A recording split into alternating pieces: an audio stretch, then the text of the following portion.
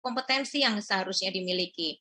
Nah, Pak Ari nanti mungkin bisa berbagi inspirasi ya atau strategi gimana nih untuk para sahabat sekolah dasar yang selama ini intens berlatih renang, berlatih badminton, karate, sepak bola atau futsal, tiba-tiba pas di rumah ya ampun, hanya diam saja nih. Kita saksikan dulu kayaknya ya Pak Ari ya sambil menunggu.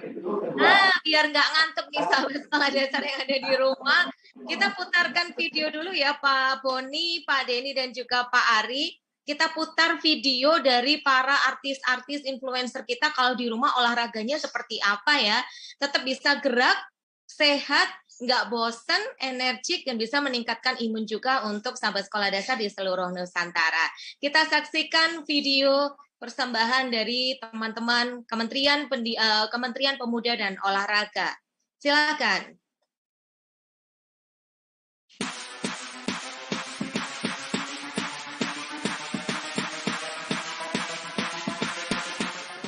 Assalamualaikum warahmatullahi wabarakatuh. Halo, gua Ricky Harun.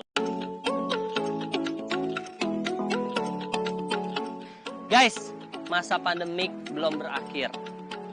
Tapi kita harus tetap meningkatkan imunitas tubuh kita supaya kita terus sehat dan terhindar dari segala penyakit.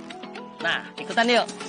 Wah, workout at home bersama gua. Kita latihan teknik dasar sepak bola. Siapa yang mau jadi atlet? Nah, ayo.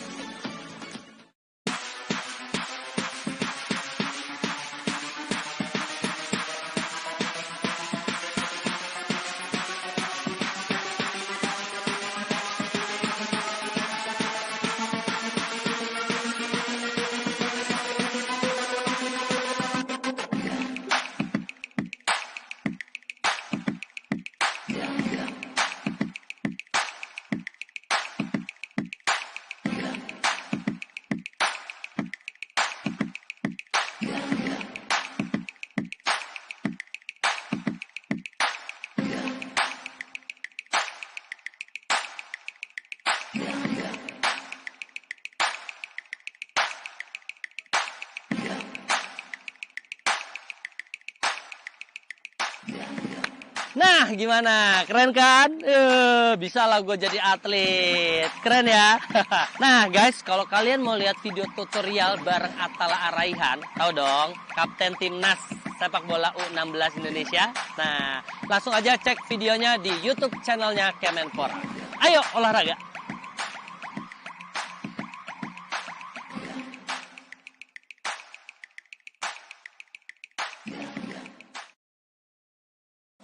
Waduh. Nah,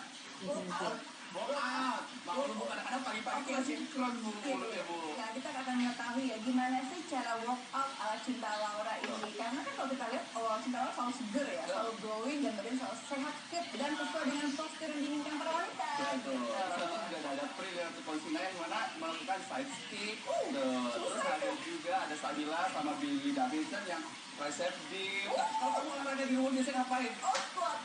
Squat. Olahraga pasangnya juga squat dari Afrika juga ada lebih dari kita dan yang mereka Push. Yuk kita workout at home. Salam ayo olahraga. Ayo kita workout at home, sehat sama-sama. Salam ayo olahraga. Yuk kita workout at home. Salam ayo olahraga. So check it out. Jangan lupa salam olahraga and don't forget to work out at home. Okay? Olahraga juga bisa. Ayo kita workout at home. Salam ayo olahraga. Ciao.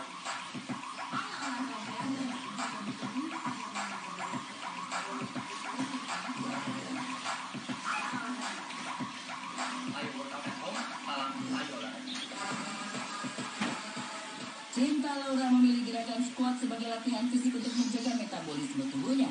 Dengan mengenakan pakaian olahraga bernuansa abu-abu, ia tetap tampil cantik dengan rambut diikat ke atas. Diawali dengan posisi berdiri tegak, kaki terbuka selebar pinggul, dan tubuh diturunkan hingga ke posisi lutut kanan dan telapak kaki kiri menempel.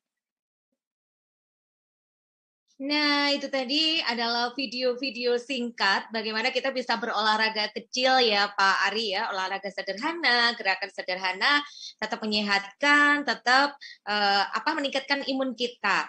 Baiklah, sahabat sekolah dasar di seluruh Nusantara, kita ulang kembali ya siapa sih ini Pak Ari, Pak Boni, Pak Denny, dan juga sudah hadir Ibunda Nining yang sudah hadir ke tengah-tengah kita dalam webinar yang berjudul Orang Tua Tangguh untuk Tunas Pancasila yang Unggul. Waduh, keren banget.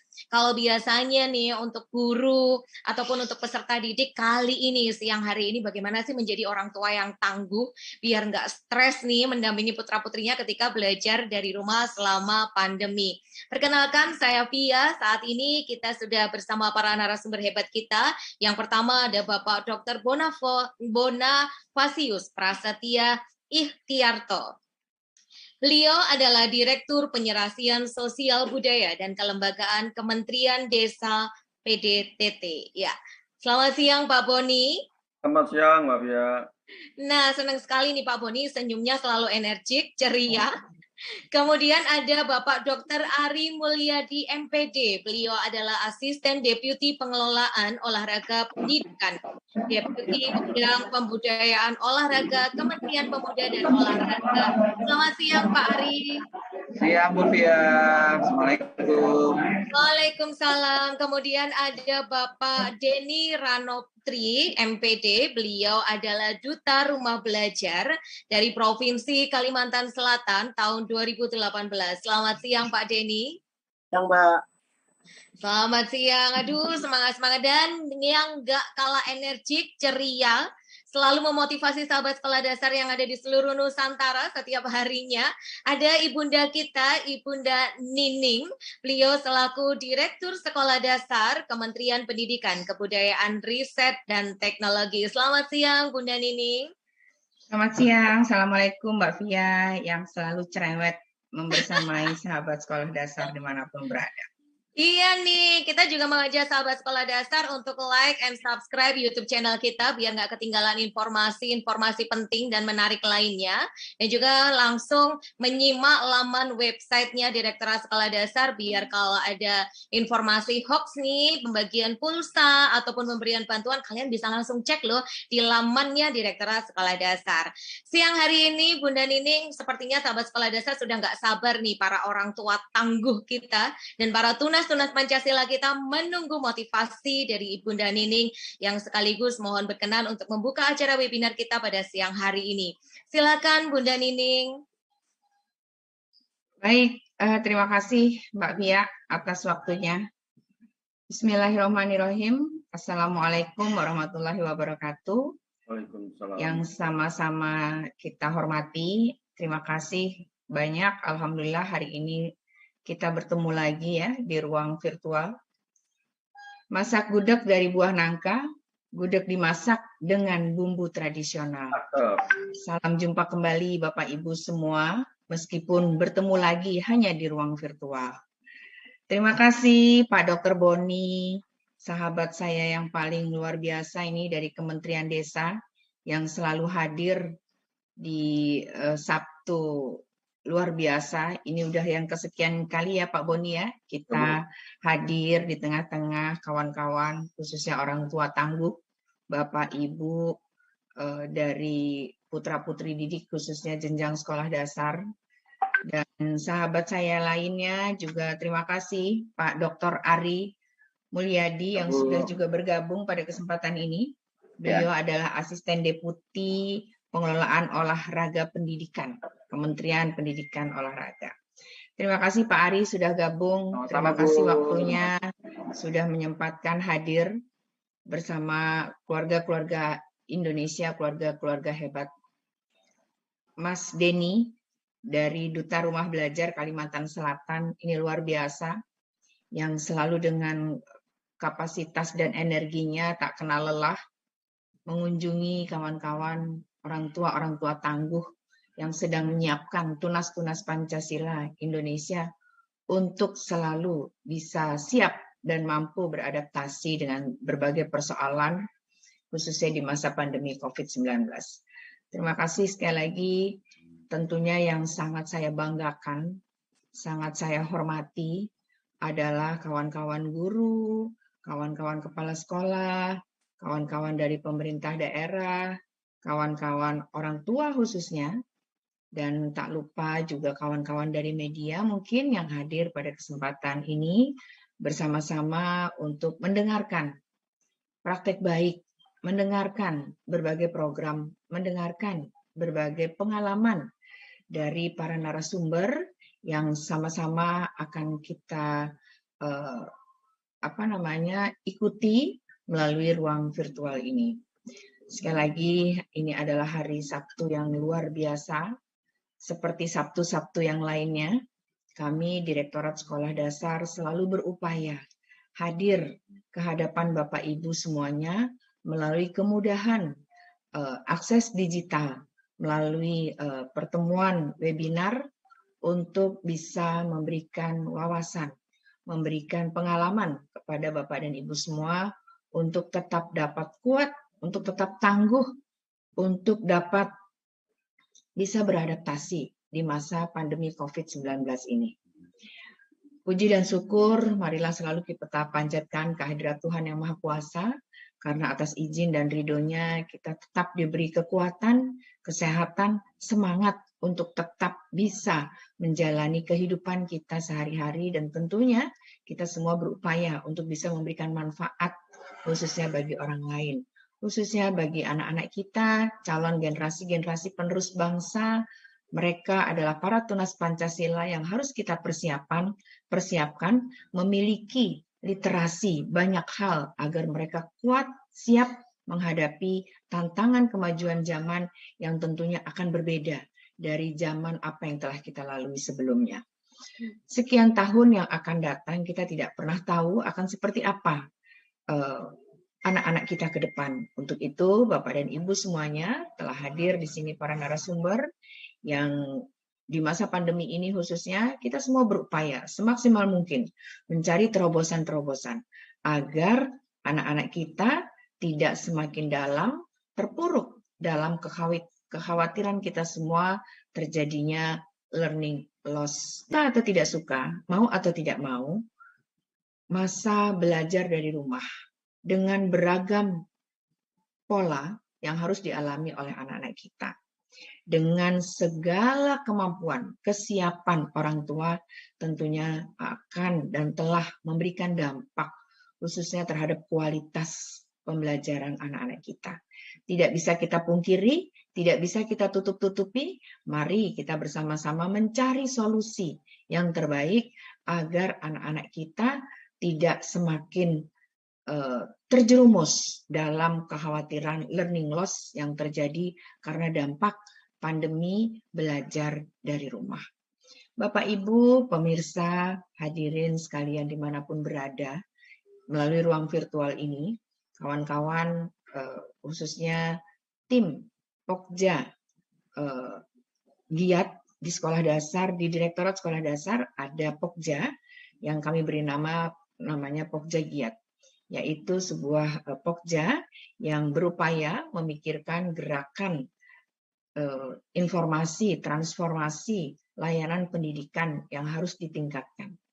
Nah, esensinya Merdeka Belajar yang sudah diberikan, sudah ditetapkan oleh Menteri Pendidikan, Kebudayaan, Riset, dan Teknologi, ini adalah mendorong kunci dari pembelajaran di sekolah, baik belajar di rumah maupun belajar di sekolah, adalah ada pada kawan-kawan guru. Namun kita tahu esensi daripada pengelolaan pendidikan khususnya di jenjang sekolah dasar berbeda dengan pembelajaran di jenjang menengah. Dalam hal ini SMP, SMA maupun SMK. Mengapa? Karena untuk jenjang sekolah dasar pembelajaran difasilitasi oleh guru kelas. Kita bisa bayangkan betapa kawan-kawan guru kelas di sekolah dasar harus menguasai berbagai bidang studi tanpa terkecuali. Harus memfasilitasi putra-putri didiknya dengan berbagai kemampuan, kompetensi untuk seluruh bidang studi. Karena mereka harus mengajarkan sebagai guru kelas. Tidak terkecuali untuk sekolah-sekolah yang sudah mapan juga sudah ada yang mengimplementasikan pembelajaran harus diampu melalui guru bidang studi di sekolah dasar. Tapi pada umumnya pembelajaran diampu oleh guru kelas. Di masa pandemi ini tidak mudah menjadi guru sekolah dasar, harus mengoptimalkan berbagai fasilitas yang ada di sekolah. Karena menjadi guru tidak hanya mendampingi, memberikan pendidikan kepada putra-putri didik saja. Mereka juga harus memiliki kemampuan untuk membangun komunikasi kepada orang tua khususnya, dan juga harus dapat memfasilitasi, meningkatkan kemampuan psikologis orang tua agar orang tua tetap bisa beradaptasi, memfasilitasi putra-putri didiknya belajar di masa pandemi COVID-19. Pembelajaran jarak jauh yang harus dilakukan oleh anak-anak kita di sekolah dasar tentunya harus mengikuti berbagai kebijakan atau kewenangan pemerintah pusat maupun pemerintah daerah sesuai dengan kewenangannya masing-masing.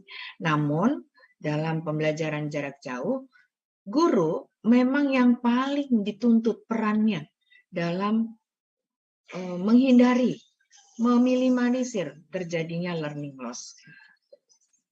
Pendidikan untuk mendorong aspek kognitif tentunya sudah diberikan kemudahan melalui relaksasi kurikulum khusus yang diterbitkan oleh pemerintah, dalam hal ini Kementerian Pendidikan Kebudayaan sejak awal pandemi COVID-19 tahun 2020 lalu. Namun demikian pun belum memberikan pembelajaran yang maksimal. Hal ini sudah semakin kita rasakan dari berbagai penelitian, berbagai evaluasi yang dilakukan di sekolah, bahwa anak-anak kita mengalami penurunan terhadap kualitas belajarnya. Tidak hanya persoalan kualitas belajar, dalam hal upaya peningkatan pendidikan karakter pun kita harus menghadapi sandungan, menghadapi kendala di masa pandemi ini. Berbagai hal, terutama perilaku kedisiplinan misalnya, yang terbentuk ketika anak-anak harus mengikuti pembelajaran tatap muka. Dengan kondisi pandemi, dengan model pembelajaran jarak jauh, ini nampaknya mempengaruhi terhadap kualitas kedisiplinan anak-anak kita. Belum lagi kemampuan terhadap upaya kita semua mendorong minat, bakat, dan kreativitas yang dimiliki oleh anak-anak kita. Karena keterbatasan interaksi antar kelompok, antar teman, dan antar sekolah misalnya dalam upaya pembelajaran di masa pandemi COVID-19. Kita tidak boleh terpuruk pula dengan berbagai persoalan dampak dari masa pandemi. Mari orang tua tangguh dimanapun berada, tetap kita tingkatkan upaya kita dalam mendampingi putra-putri didik kita belajar dari rumah. Kementerian Desa, sebagaimana yang tadi diperkenalkan, di sini juga hadir Pak Boni, nanti akan menyampaikan bahwa di Kementerian Desa banyak program-program yang bisa kita akses untuk agar supaya pendidikan di daerah umumnya dapat kita tingkatkan kualitasnya. Mari kita berkolaborasi dengan mitra-mitra, khususnya di pemerintahan desa, melalui program desa, untuk dapat mendorong peningkatan kualitas mulai dari lingkungan kita, lingkungan daerah, lingkungan desa, maupun lingkungan kelurahan tempat kita tinggal. Mari kita kuatkan kolaborasi kita dengan berbagai pihak, antara lain juga Kementerian Pendidikan memiliki duta rumah belajar yang bisa kita akses untuk membangun komunikasi. Baik kita orang tua yang harus mendampingi putra-putri didik kita belajar secara daring maupun belajar secara luring. Pada kesempatan ini, kawan-kawan panitia juga menghadirkan Pak Dr. Ari dari Kementerian Olahraga. Tentunya juga kita tidak boleh membiarkan begitu saja kemampuan yang dimiliki, potensi yang dimiliki anak-anak kita. Kita orang tua tentunya adalah orang pertama yang harus mengenali minat dan bakat anak-anak kita. Bagaimana menelusuri minat mereka dan bagaimana mengarahkan bakat mereka dan bagaimana meneruskan mencari akses untuk melakukan pembinaan kepada bakat-bakat yang dimiliki anak-anak kita. Nanti Pak Ari juga akan menyampaikan beberapa kiat, tips, dan upaya yang harus kita lakukan sebagai orang tua tangguh untuk mempersiapkan anak-anak kita tunas-tunas Pancasila dapat meningkatkan kompetensinya sejak dini untuk menjadi generasi unggul di masa yang akan datang. Memiliki kemampuan, kompetensi, profil pelajar Pancasila. Yang tentunya semua itu sejalan dengan visi pemerintah mempersiapkan SDM unggul di masa yang akan datang. Beberapa waktu ke depan, beberapa jam ke depan, kawan-kawan panitia telah mempersiapkan melalui format webinar yang selalu dihadirkan. Bahkan kalau tidak salah Bu Fia, ini sudah webinar di atas angka 120 ya, yang disiapkan oleh Direktorat Sekolah Dasar untuk bisa memberikan wawasan kepada seluruh masyarakat tanpa terkecuali, khususnya orang tua. Karena belajar di masa pandemi ini, peran orang tua sangat kami harapkan.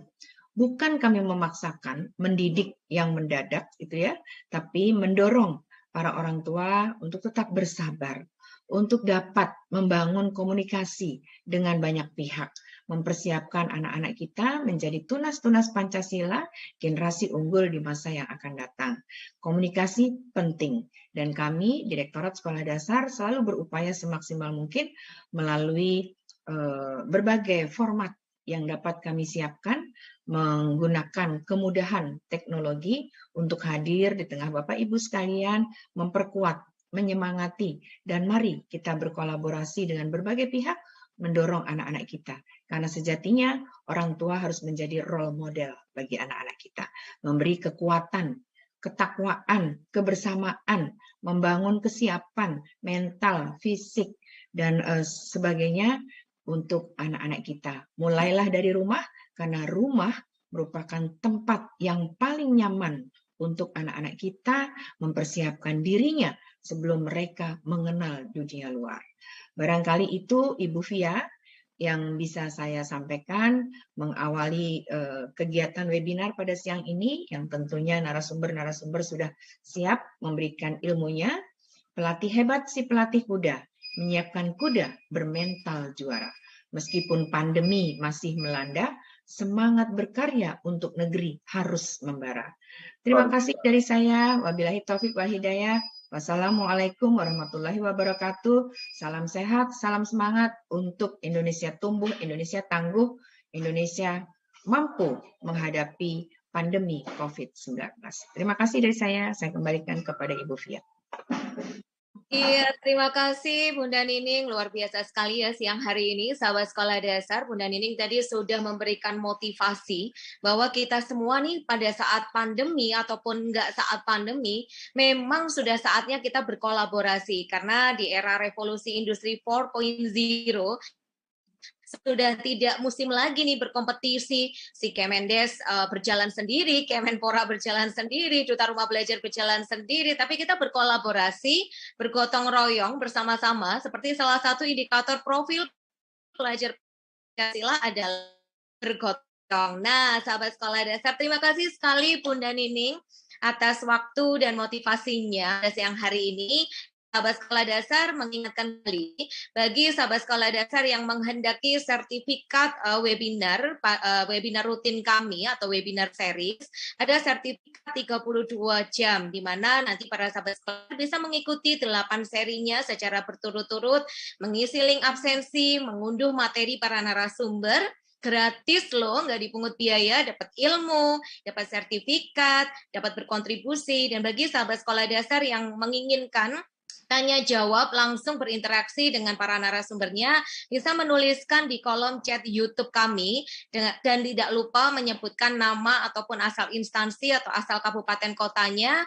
Nah, cukup tuliskan di situ, nanti dari tim panitia akan langsung meneruskan pertanyaan-pertanyaan sahabat sekolah dasar kepada narasumber kita pada siang hari ini.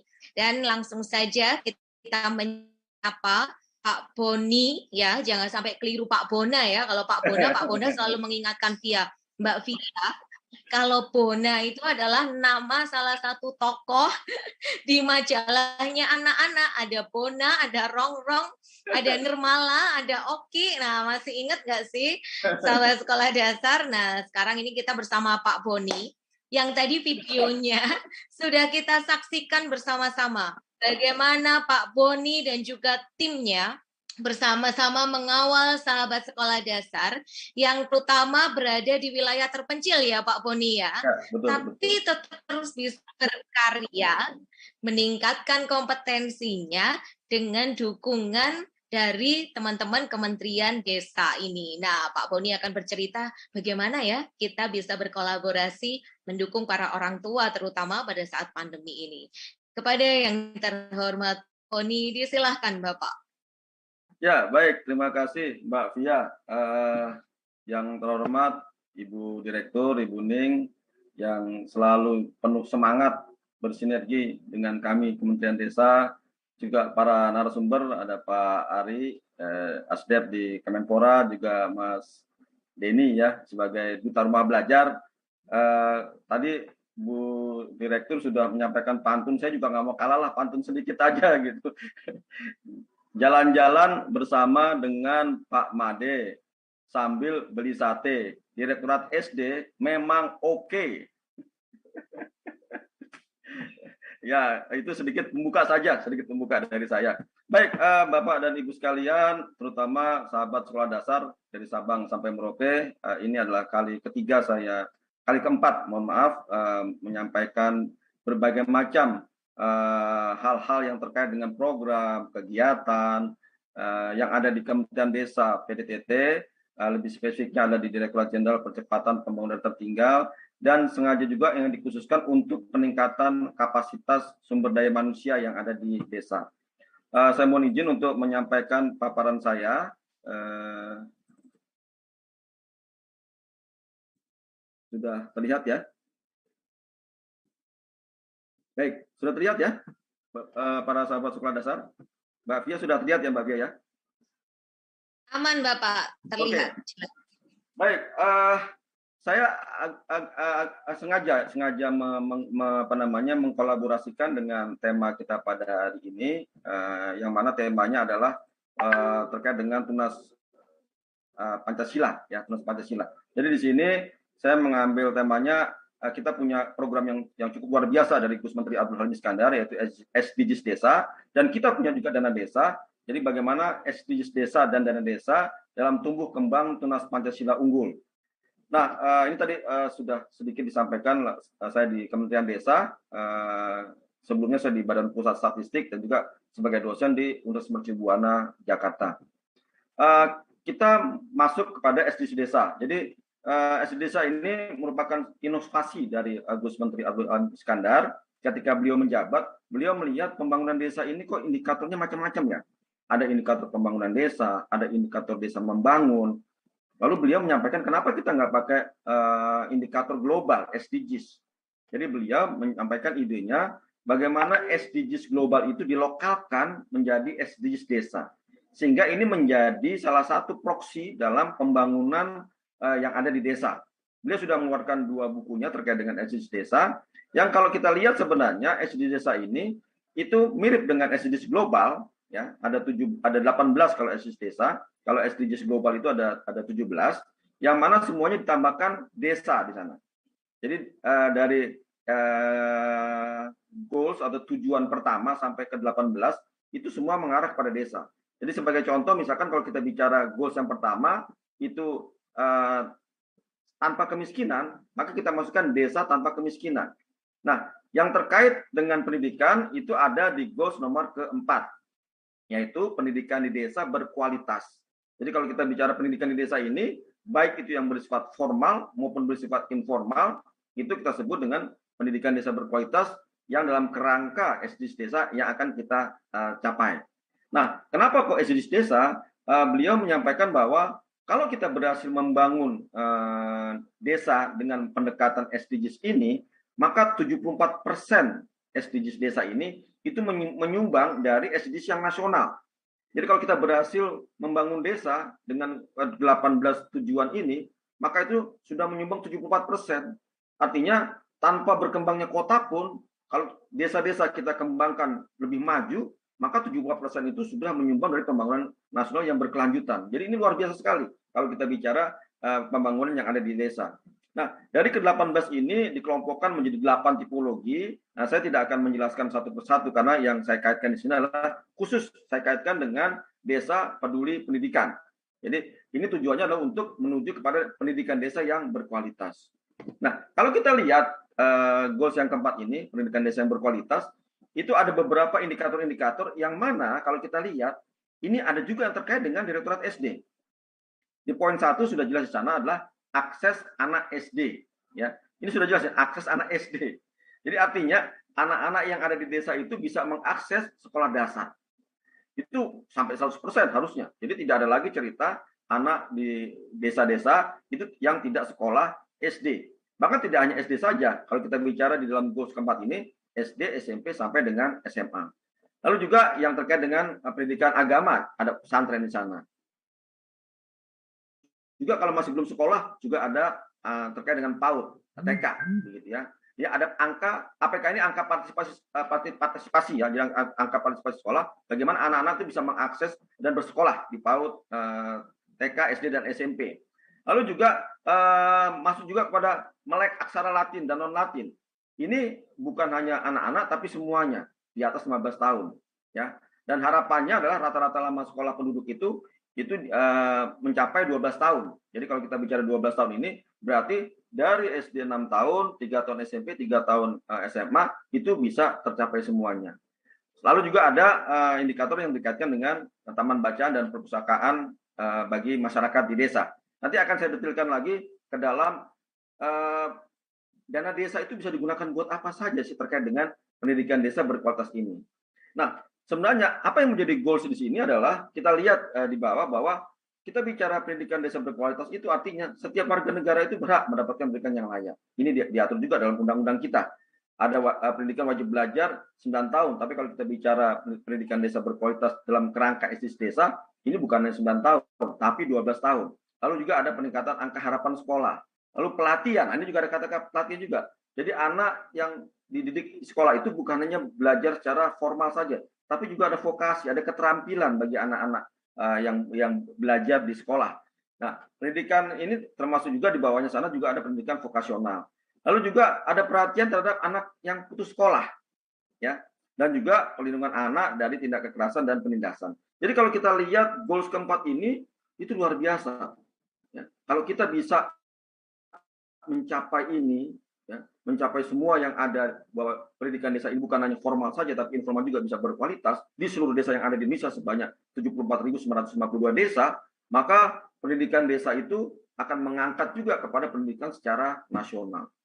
Nah, kita masuk kepada regulasi yang ada. Kita punya SDGs desa, kita juga punya dana desa.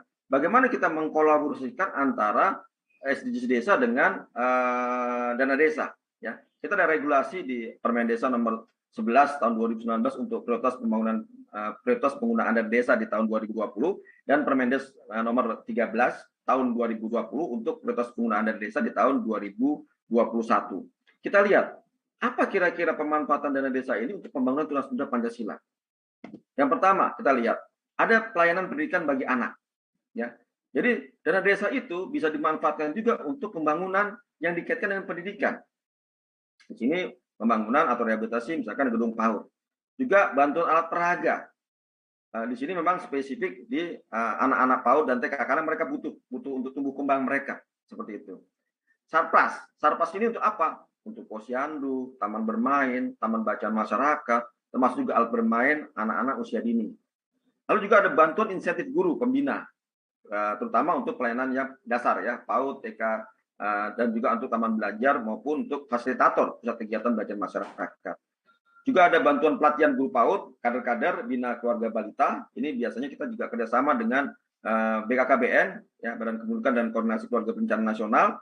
Lalu kemudian juga ada bantuan biaya operasional untuk penyelenggaraan pendidikan, sampai juga kita bisa membantu dari dana desa ini bisa dimanfaatkan untuk perpustakaan desa, fasilitas belajar remaja, buku baca, dan peralatan olahraga.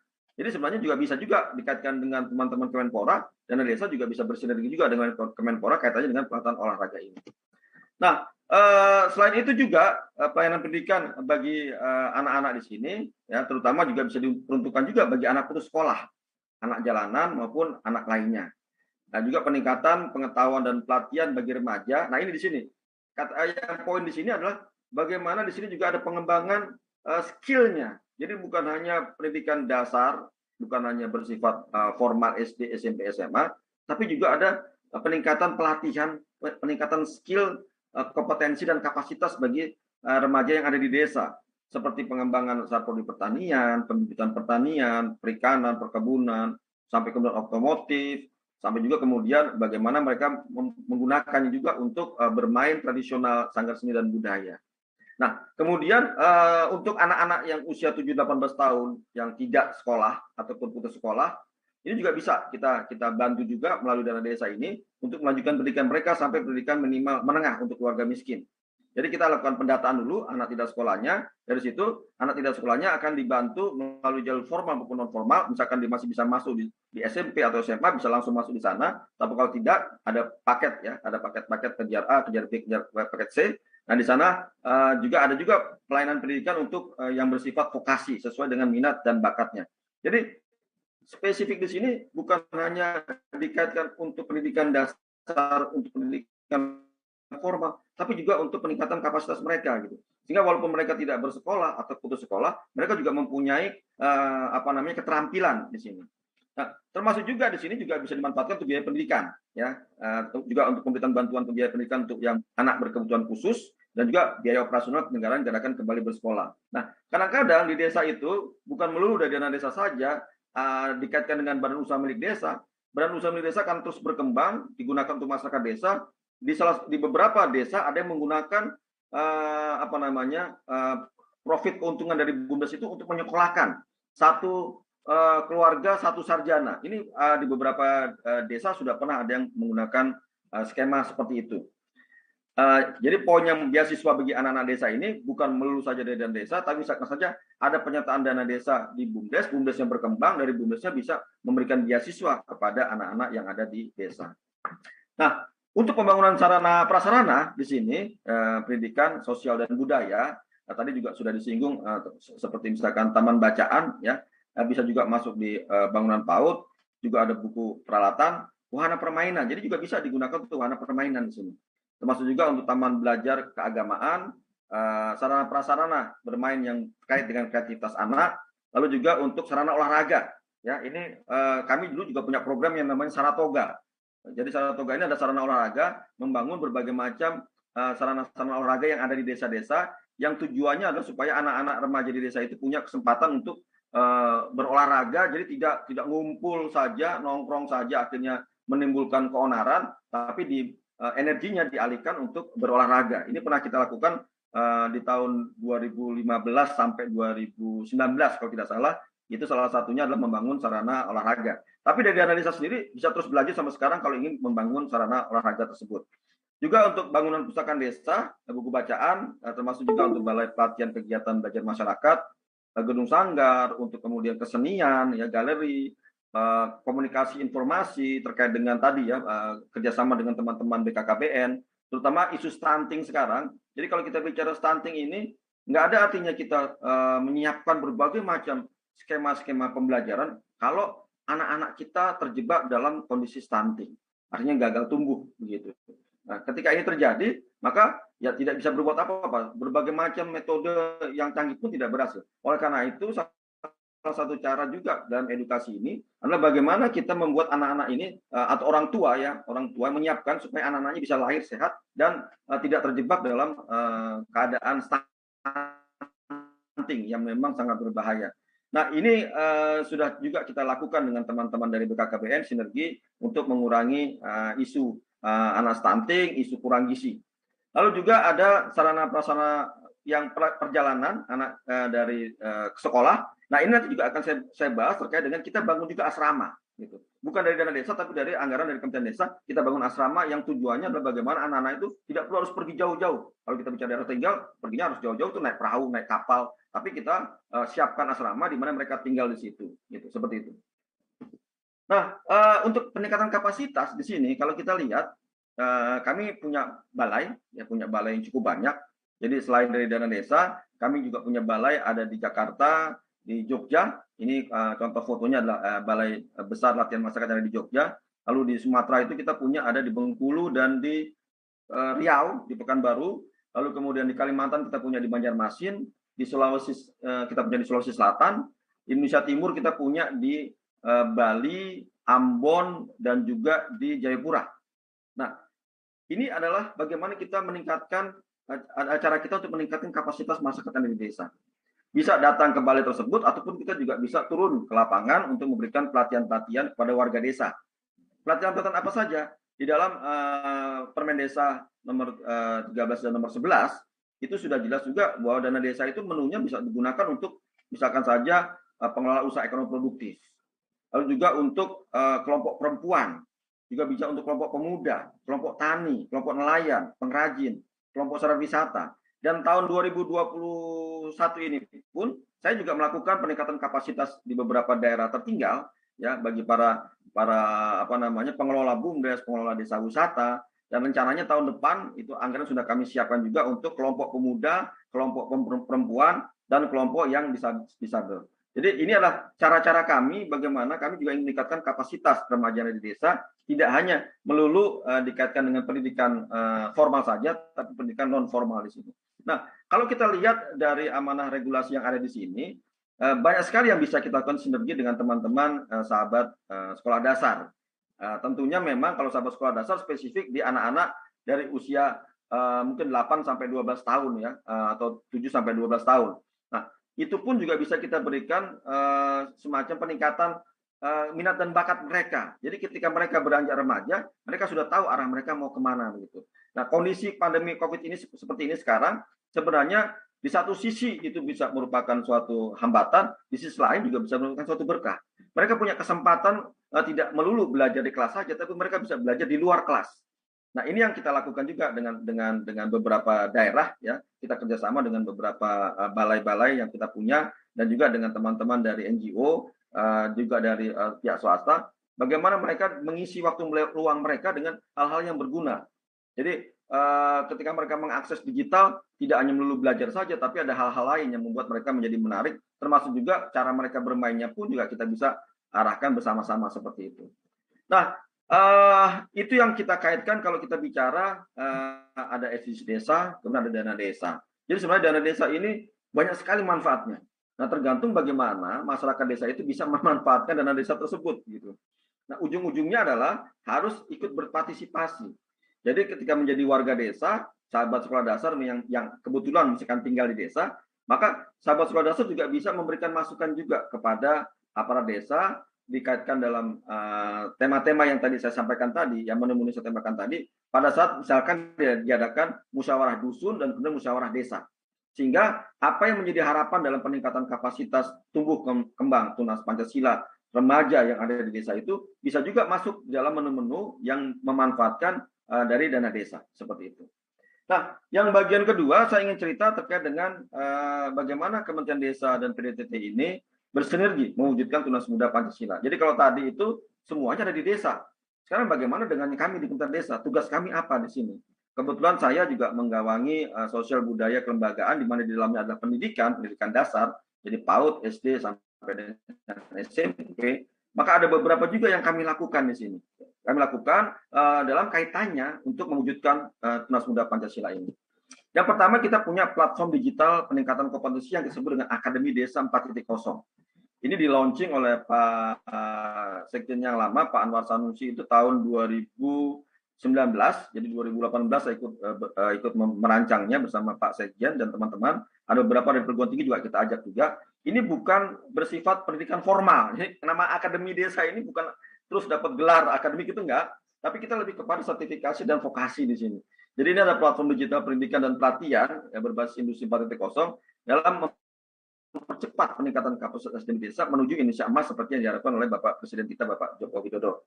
Nah, di dalamnya itu banyak sekali modul-modul sudah kita lakukan. Ya, jadi kita bekerjasama dengan berbagai macam perguruan tinggi seperti dari UNPAD, dari ITB, dari UGM, dari IPB, kemudian dari Universitas Wijaya, dari Unhas, yang mana membuat modul dasar pelatihan.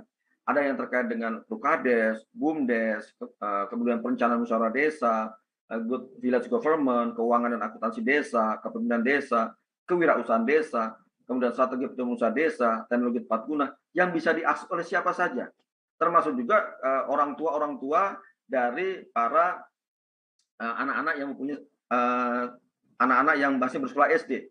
Jadi para orang tua kalau ikut pelatihan ini pun juga bisa memberikan pemahaman juga kepada anak-anaknya. Contohnya misalkan sekarang zaman digital gitu. Banyak orang tua yang gaptek terhadap digital. Nah, bisa saja sekarang platformnya kita larikan kepada platform digital. Jadi ada literasi internet misalkan. Nah, ini sedang dilakukan beberapa pelatihan maupun kerjasama dengan beberapa macam balai. Jadi nanti ada pelatihan literasi internet, melek internet, sehingga orang tua pun tidak terkagum-kagum dengan perubahan yang ada ketika menemani anaknya dalam pembelajaran jarak jauh seperti itu. Nah, Akademi Desa 4.0 ini dulu bersifat offline, jadi artinya itu datang ke balai atau dari balai datang ke desa-desa. Sekarang juga bisa diakses melalui kuliah online. Ataupun juga ada skema di mana mereka bisa mengambil menu-menu yang sudah ada dan mempelajarinya secara langsung di sana. Tapi kalau kuliah online mungkin bisa diikuti oleh siapa saja ya dengan tema-tema tertentu, dan itu bisa menambah pengetahuan bagi orang tua yang memang ingin meningkatkan kapasitasnya, terutama terkait dengan pendidikan. Nah, selanjutnya tadi saya bicara terkait dengan fasilitas ya, fasilitas yang pernah kita lakukan, kita berikan bantuan terkait dengan pengembangan bakat minat anak atau remaja desa. Jadi dulu pernah kita luncurkan satu desa satu lapangan olahraga.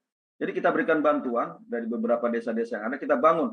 Ada itu lapangan bola, lapangan voli, lapangan badminton, lapangan futsal, begitu ya. Bahkan kita pernah membuat suatu Liga Desa Nusantara. Ini izin Pak Asdep, Pak Ari. Jadi kita mungkin pernah dengar gitu ya, Liga Desa Nusantara itu. Jadi Liga Desa antar kampung begitu ya, antar desa. Tapi luar biasa karena beberapa kali Pak Menteri sendiri yang menyaksikan secara langsung, mungkin dari Kementerian Kemenpora juga ada yang kita undang juga ketika final nasionalnya seperti itu. Lalu perpustakaan desa ini kita banyak juga bekerjasama dengan Perpustakaan Nasional RI. Jadi teman-teman dari Perpustakaan Nasional, Perpusnas itu juga membantu kami dalam kaitannya dengan buku-buku yang ada seperti itu. Dan tentunya juga Badan Usaha Milik Desa yang juga kita bangun dalam kaitannya untuk pengembangan minat kewirausahaan bagi warga desa. Selanjutnya yang tadi saya sampaikan ya, ini pernah kita lakukan di tahun 2000, seingat saya itu 2016 sampai 2018 ya. Jadi kita membangun asrama. Nah, kenapa sih kok kita mesti bangun asrama? Ini sebenarnya luar biasa Pak Dirjen pada saat itu mempunyai ide seperti ini. Kendala dari murid-murid sekolah yang ada di daerah tertinggal dan 3T itu adalah mengakses sekolah, begitu. Ada yang lewat gunung, ada yang lewat laut, ada yang lewat jembatan rusak. Mungkin Bapak dan Ibu dan sahabat sekolah dasar pernah melihat berbagai macam video-video perjuangan anak-anak untuk menuju sekolahnya, fasilitas sekolahnya. Nah, pada saat itu kami membuat ide kalau seandainya anak-anak ini tinggal di asrama. Jadi kalau kita bicara mirip-mirip seperti pesantren, atau kalau di Indonesia bagian timur itu mirip-mirip seperti seminari. Ya, jadi anak-anak itu masuk di boarding school, ya. Sebenarnya bukan boarding school tapi asrama, yang mana asramanya berdekatan dengan sekolah, begitu. Termasuk juga dengan guru, gitu. Guru-guru jarang ada yang sampai ke daerah tertinggal, mungkin 1-2 saja. Kenapa? Karena jauh, susah. Bagaimana kalau guru-gurunya juga tinggal di asrama juga, begitu. Nah, jadi kami bangun di sini ya, kami bangun ada cukup banyak yang kami bangun. Itu ada tahun 2016 ada 1 unit, 2017 5 unit. Kemudian tahun 2018 10 unit dan 2019 ada 4 unit. Jadi kalau di total itu hampir 20 ya, hampir 20 20 asrama, yang mana di sini harapannya bisa menampung bukan hanya siswa tapi juga guru-guru ya. Jadi kalau perencanaan kita pada saat itu kurang lebih ada sekitar 540-an siswa ya bisa tertampung di asrama di sini. Jadi daerah-daerah memang daerah-daerah yang jauh seperti di Mapi, di Kepulauan Sula, di Halmahera gitu ya. Nah, tadi harapannya dengan mereka tinggal di asrama, mereka tidak kesulitan untuk akses menuju sekolahnya. dengan membangun asrama, guru-guru yang misalkan saja bukan berasal dari daerah setempat bisa tinggal di sana. Jadi tidak perlu harus dia bolak-balik ke kota kecamatan gitu ya, karena misalkan tinggalnya di kota kecamatan menuju ke lokasi yang cukup jauh begitu dan membahayakan. Ya. Ini ada salah satu cara kita untuk menjembatani sulitnya akses para siswa ya terhadap fasilitas pendidikan. Nah, seperti itu ya. Nah, kemudian juga kita punya juga berbagai macam yang dari kami ya. Jadi kalau tadi juga dari dana desa, dari kami juga punya pelatihan-pelatihan ya yang meningkatkan skill daripada warga desa ya. Baik itu yang tenaga kerja muda maupun juga yang sudah yang masih remaja, kemudian muda maupun yang sudah dewasa pun juga kita berikan berbagai macam pelatihan-pelatihan bagi warga desa seperti itu. Jadi di sini ada yang terkait dengan pengembangan produk. Kemudian juga wirausaha, bagaimana menjadi wirausaha, sampai kemudian juga bagaimana sih belajar manajemen, tata kelola keuangan, misalkan seperti itu. Lalu juga kita juga lakukan juga yang keterampilannya. Jadi ada yang terkait dengan pendidikan dasar, knowledge-nya, pengetahuannya, tapi juga kita juga kaitkan juga dengan keterampilannya. Nah, ini juga salah satu kerjasama kita juga yang kita lakukan. Jadi ini dananya dari pemerintah Australia melalui Kompak. Ini kita kerjasama dengan teman-teman juga dari Kementerian Dikbud, pada saat itu masih Kementerian Pendidikan Nasional, Kemendiknas, lalu juga dari Bappenas, juga dari Kementerian Dalam Negeri. Ya, ini salah satu contohnya kita ambil di Kabupaten Bondowoso.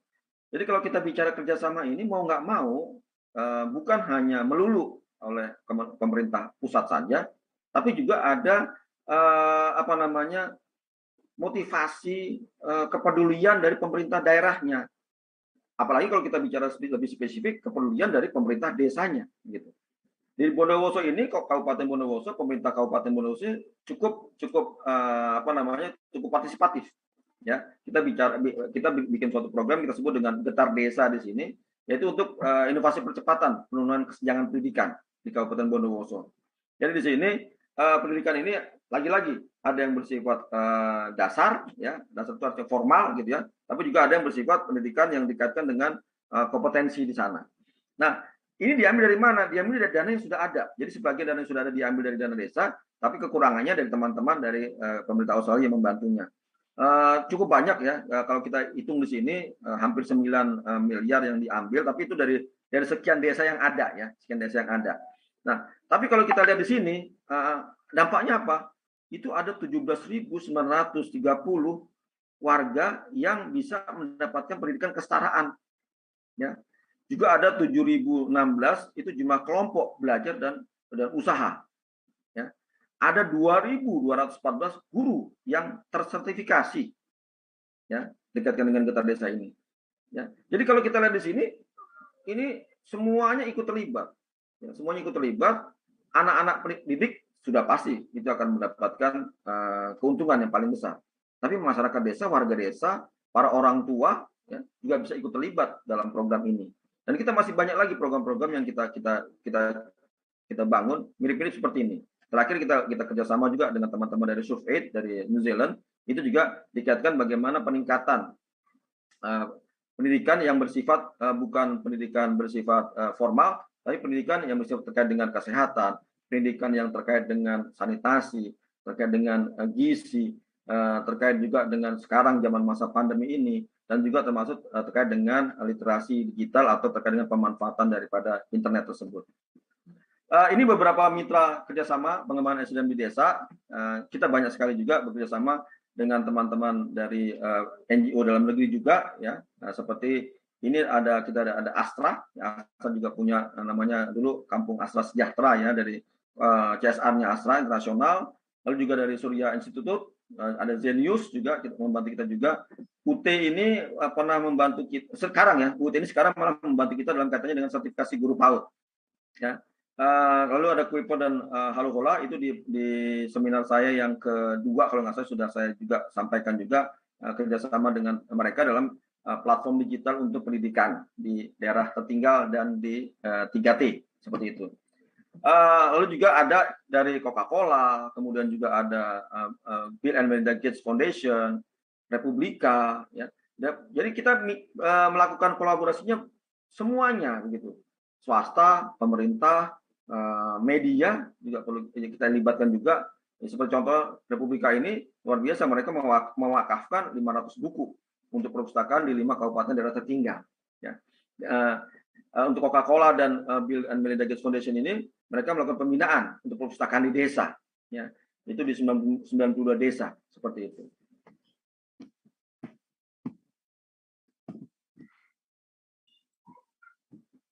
Nah, ini juga yang berikutnya juga ada dari Indofood, ya, ada dari Danone, juga dari Fakultas Kedokteran, Kesehatan Masyarakat dan Kepulauan Universitas Gadjah Mada, kemudian jadi dari Perkumpulan Promotor dan Pendidik Kesehatan Masyarakat Indonesia. Ini kaitannya dengan bidang kesehatan. Jadi kami terakhir kemarin dengan teman-teman Danone itu juga melakukan peningkatan kapasitas dalam kaitannya untuk aksi cegah stunting. Ya, ini mungkin bisa saja nanti saya bahas dalam pertemuan seminar berikutnya. Dan ini juga kaitannya juga dengan bidang tenaga kerja, ya. Ada bagaimana mendesain suatu kemasan produk, kemudian bagaimana memasarkan produk BUMDes, juga ada beberapa platform-platform digital yang seperti Jahitin, ya, Intermoda, itu banyak juga membantu kita dalam pengembangan produk yang ada, ya. Jadi ini tadi pendidikan ada, kemudian juga ketenagakerjaan ada, yang mana ini membuka kesempatan kerja juga bagi teman-teman di desa.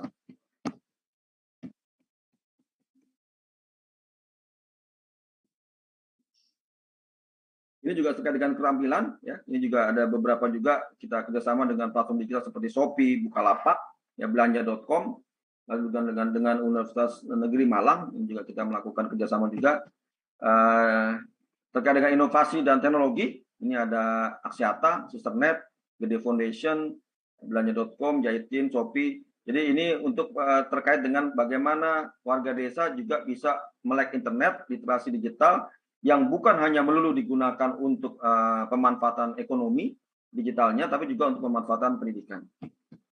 Saya rasa itu Mbak Via yang bisa saya sampaikan. Pada intinya adalah bahwa kami terus bersinergi dengan siapapun juga, termasuk dengan Direktorat SD, yang mana tentunya apa yang menjadi kebutuhan dari teman-teman di Direktorat SD, maka kita akan juga bisa masuk ke sana.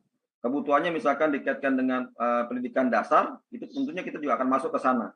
Kaitannya dengan orang tua ini kebetulan juga warga desa, maka kita juga bisa masuk juga dalam peningkatan keterampilan dari warga desa dalam kembangkan Tunas Muda Pancasila.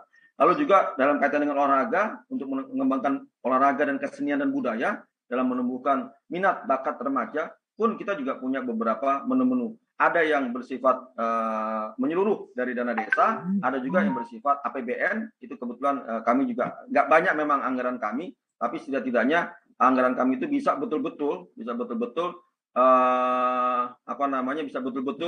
tepat sasaran, dimanfaatkan betul-betul bagi masyarakat dalam kaitannya untuk berkolaborasi dengan siapa saja, dan ujung-ujungnya adalah demi memajukan pendidikan dan juga kemandirian yang ada di desa-desa, terutama di desa daerah tertinggal dan di desa di 3T. Demikian bisa kami sampaikan, Mbak Via. Mohon maaf kalau ada hal yang kurang berkenan. Wassalamualaikum warahmatullahi wabarakatuh. Selamat siang dan terima kasih. Selamat siang Pak Boni, luar biasa sekali ya tadi paparannya sahabat sekolah dasar, cukup menginspirasi kita semua bahwa dari desa yang berkarya, berinovasi, berkreativitas untuk kontribusi negara kita ya Pak ya, melalui tunas-tunas Pancasila yang hebat, yang kreatif, inovatif. Kalau tadi Pak Boni sudah memaparkan ada berbagai macam pola kemitraan di desa ya, karena kalau tadi dukungan layanan pendidikan di level terkecil ya, yaitu lingkup terkecilnya adalah lingkungan desa, itu tidak mensupport bagaimana desa itu tadi kayak satu keluarga, satu sarjana, itu adalah untuk memotivasi bahwa dengan kualitas pendidikan yang baik, tentunya kesejahteraan, kesehatan juga otomatis akan mengikuti. Kalau sudah teredukasi bagaimana pentingnya kesehatan, bagaimana pentingnya pendidikan, maka yang lainnya kesejahteraan itu akan mengikuti. Karena kalau tadi Pak Boni bilang banyak sekali loh kontribusi desa terutama di wilayah terpencil untuk negara kita. Nah, siapa tahu nih ada tunas-tunas Pancasila yang punya minat bakat di bidang keolahragaan ya Pak Boni ya. Nanti kita akan dilanjutkan oleh Pak Ari. Namun sebelum kita sapa beliau, sahabat sekolah dasar, penasaran kan dengan program-program apa sih yang dilakukan oleh Kementerian Pemuda dan Olahraga? Kita saksikan bersama video berikut ini.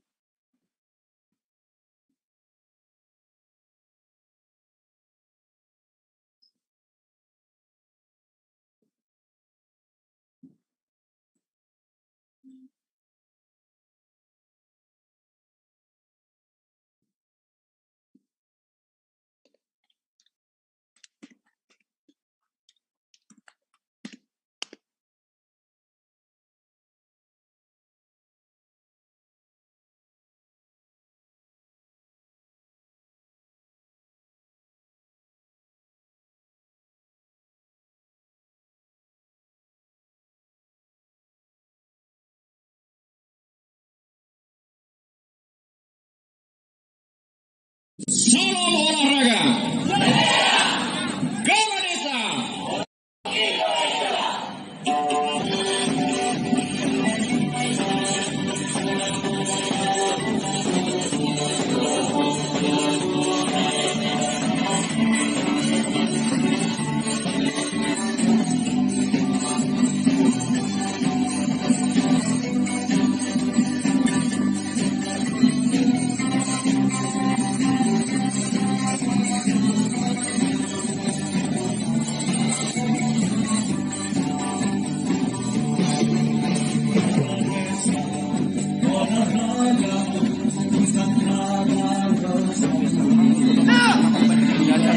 Iya betul.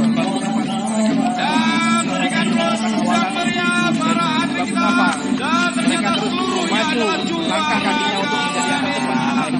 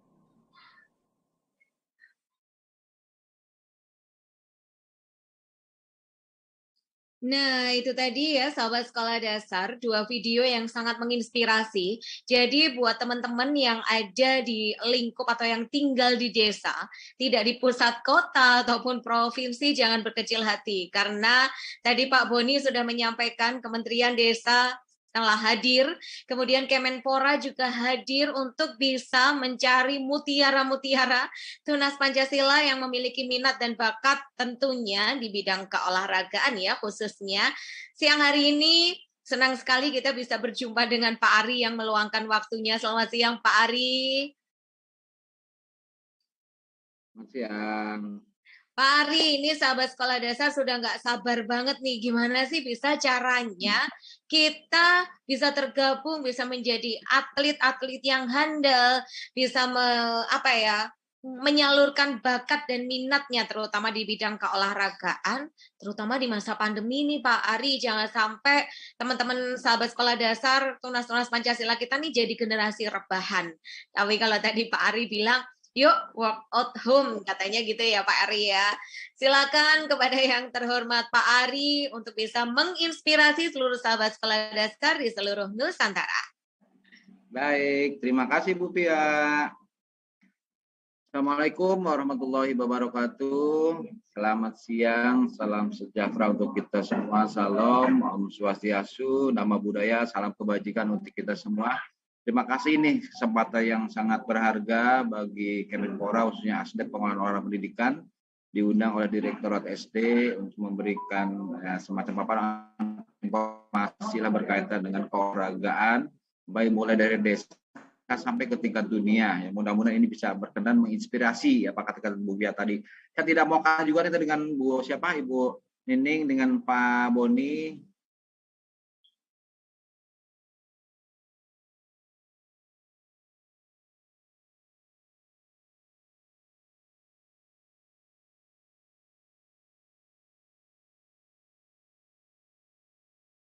Kemenpora tadi sudah disampaikan juga video-video, ada walkout at home, kita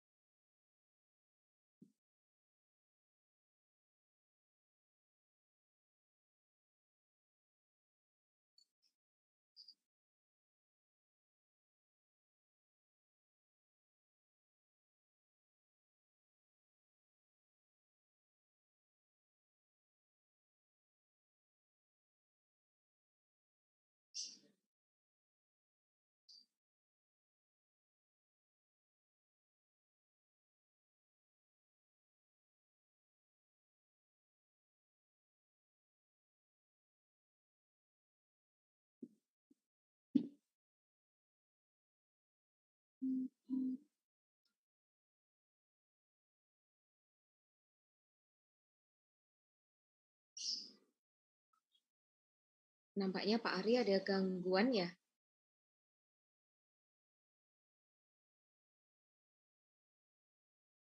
Ya, sahabat sekolah dasar, tadi Pak Ari masih ada gangguan teknis. Kita akan mengikuti paparannya beliau, di mana nanti beliau akan menjelaskan bagaimana sih kalau ternyata di desa, di wilayah terpencil, di lingkungan terkecil kita, ada tunas-tunas Pancasila atau ada peserta didik yang punya bakat, tapi nggak punya biaya nih untuk bisa ikut klub-klub keolahragaan. Bagaimana peran dari Kemenpora untuk bisa memfasilitasi bibit-bibit unggul, terutama yang memiliki minat. Iya, silakan Pak Ari. Sudah bergabung bersama kami lagi. Ya, minta maaf nih ya, share screen aja, takutnya pas ini kebetulan ini lagi di Cirebon nih, kebetulan kita dari SD, SMP, dan SMA dengan program kita Festival Olahraga Pendidikan berkaitan dengan Festival Olahraga Pendidikan untuk cabang olahraga karate, silat, dan taekwondo. Kita menggali, saya juga mulai dari kabupaten, kota, provinsi, dan ke nasional. Tentunya dari Kemenpora juga sendiri, kami dari pusat tidak punya atlet. Betul di SMA itu adanya di kabupaten kota. Yang mereka-mereka yang mempunyai atlet yang sekarang berbicara di Olimpiade itu berasal dari kabupaten kota. Contoh Grecia, kemudian Priani itu kan dari Gorontalo.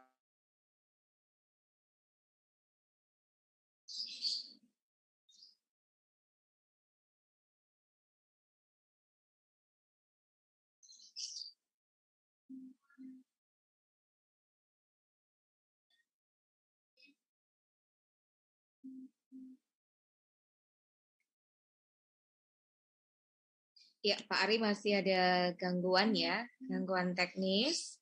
Karena beliau saat ini sedang ada di tengah-tengah acara festival keolahragaan bersama guru-guru PCOK. Sehingga sinyalnya nih hilang muncul beliau ini. Silakan Pak Ari. Pak Ari masih di mute suaranya. Mohon maaf. Ini kebetulan barusan pakai ini hotel, saya coba lagi, udah bisa masuk nih, pakai hotspot aja deh, biar lebih aman. Siap. Oke, saya lanjut ya. Tadi apa yang disampaikan Ibu tadi dari Direktorat SD berkaitan dengan apa tadi, home, kemudian ada video bola dan lain-lain. Itu adalah cara kita untuk mensosialisasikan di musim pandemi. Jadi kita ada semacam tutorial, baik yang hobi sepak bola maupun yang latihan conditioning untuk mempertahankan kondisi fisik secara umum. Itu ada di di linknya Kemenpora atau di website Kemenpora atau YouTube-nya Kemenpora. Itu bisa dilihat, itu ada WAH, kita ada Segar, senam ekstrim, ada SKO, ada si Olga. Kita tidak melihat itu semua, tapi semua lapisan masyarakat kita diminta untuk tetap bergerak, mulai dari PAUD sampai ke perguruan tinggi, bahkan kepada lansia. Itu ada semua panduannya, bisa dibuka nanti linknya di YouTube-nya Kemenpora atau website-nya Kemenpora.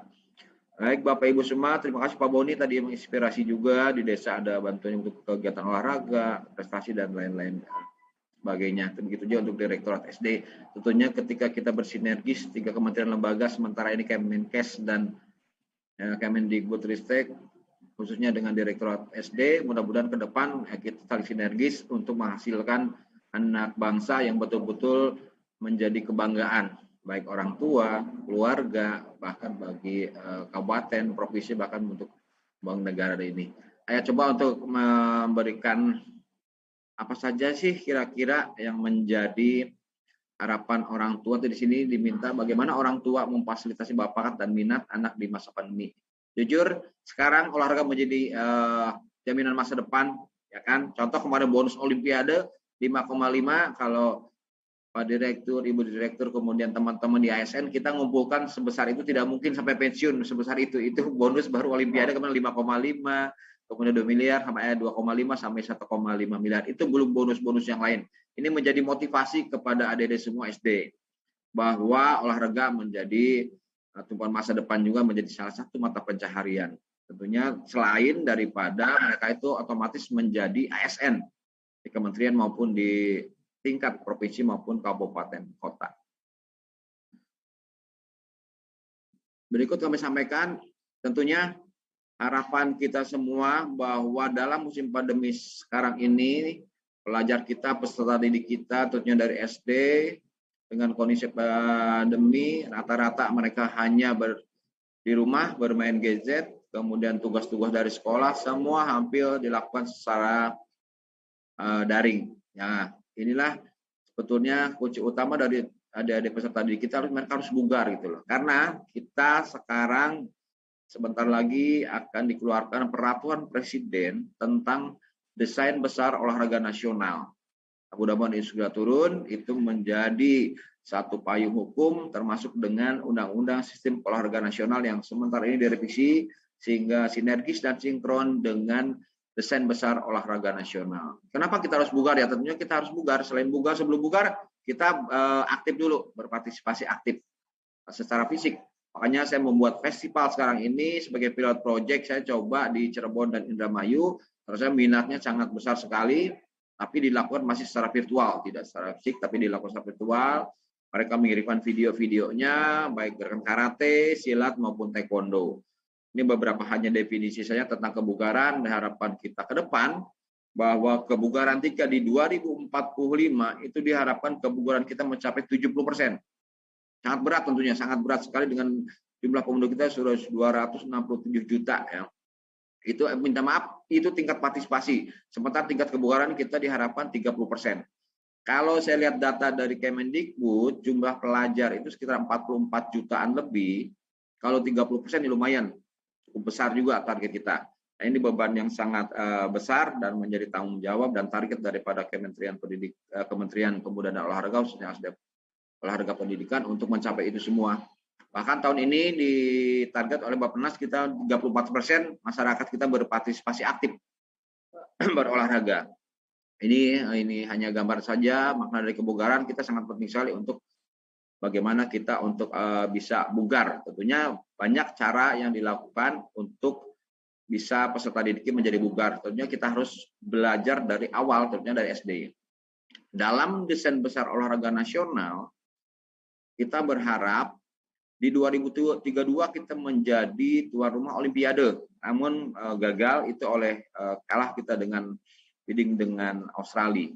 Namun kita tidak patah semangat, tapi target kita adalah kita mencapai 10 besar ranking Olimpiade di 2032. Kemudian di 2044 kita mencapai ranking 5 di Olimpiade. Nah, itu semua tentunya ketika bicara 2032-44 itu mereka semua ada di mana? Atlet saya sekarang ada di SD, mereka rata-rata di SD. Kalau tambah 10 tahun sekarang ada 9, 12 tahun, mereka sekarang ya ada sementara di SD, dan saya yakin bahwa di 2034 anak-anak SD skala yang berbicara nanti di tingkat dunia. Itu harapan kita bersama. Ketika saya diajak dengan SD, kemudian saya komunikasi dengan pihak Direktorat SD, saya menyambut baik juga. Ayo kita kerjasama dan kita terus bersinergi.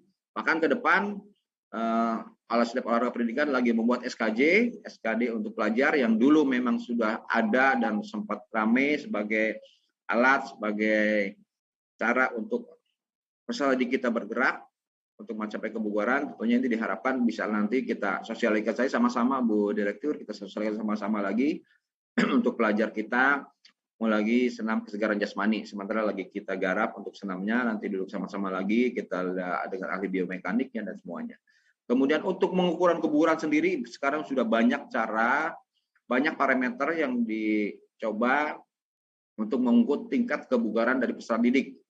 Kita dulu ada mengenal TKJI, mungkin Kemendikbud ada buat, kalau tidak salah ada, kemudian ITB kemarin membuat, kemudian Kemenkes juga membuat namanya Safeguard, kemudian ada parameter lain, contoh ada HAPA step test, ada lari 2,4, ya kan ada 12 menit dan lain-lain. Itulah akan kita coba lagi, akan kita teliti lagi tentunya. Saya minta kemarin beberapa perguruan tinggi, coba yang mana sih yang pas untuk anak-anak pelajar kita dengan kategorinya.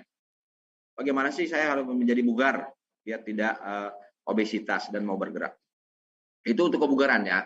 Nah inilah beberapa indikator kebugaran jasmani, ada 11 bagian dan 6 diantaranya terkait keterampilan dan 5 terkait kesehatan. Itu ada agility, kemampuan, ada speed, kecepatan, ada reaction time, ada balance atau keseimbangan, koordinasi dan power, kekuatan. Itu untuk kita keterampilan ya, skill related fitness. Tapi untuk kebugaran kita cukup ya kardiovaskular, kemudian kelentukan, posisi body, kemudian daya tahan daripada otot sendiri dan kekuatan.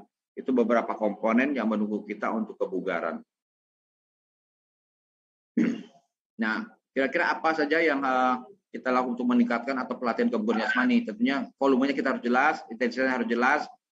Nah, apabila kita ingin bugar sementara melakukan, kita sudah melakukan 1 hari kegiatan olahraga atau latihan fisik. Saya 3 jam sehari, itu kurang manfaat juga. Tentunya kita ada ya kiat-kiat untuk mencapai olahraga yang baik dan benar sehingga mencapai tujuan yang kita harapkan. Saya tidak mencapai di sini karena itu lebih ke pelatihan, ada namanya training zone.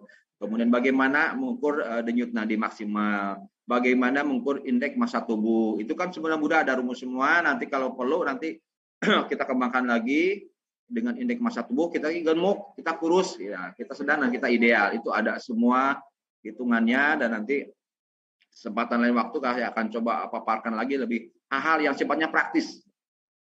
Dan sekarang minimal seminggu 3 atau 4 kali kita coba bergerak, berolahraga, minimal 30 atau sampai 50 menit.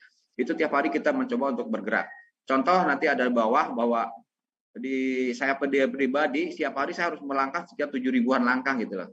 Meskipun di mana ya, mau di rumah, mau di halaman, mau di mana, kita mencoba melangkah 7.000 untuk mempertahankan kondisi tubuh kita. Kemudian saya ada timbangan untuk mengukur saya udah kelebihan berat badan ini dan sebagainya. Termasuk denyut nadi kita, denyut nadi istirahat, denyut nadi kita saat latihan dan semuanya. Itu namanya training zone atau zona latihan. Itu ada semua. Presentasinya berapa persen untuk kebugaran, berapa persen untuk prestasi dan semua itu akan ada semua. Nanti di kesempatan waktu ini hanya gambaran umum saja. Saya memberikan gambaran tentang kebugaran.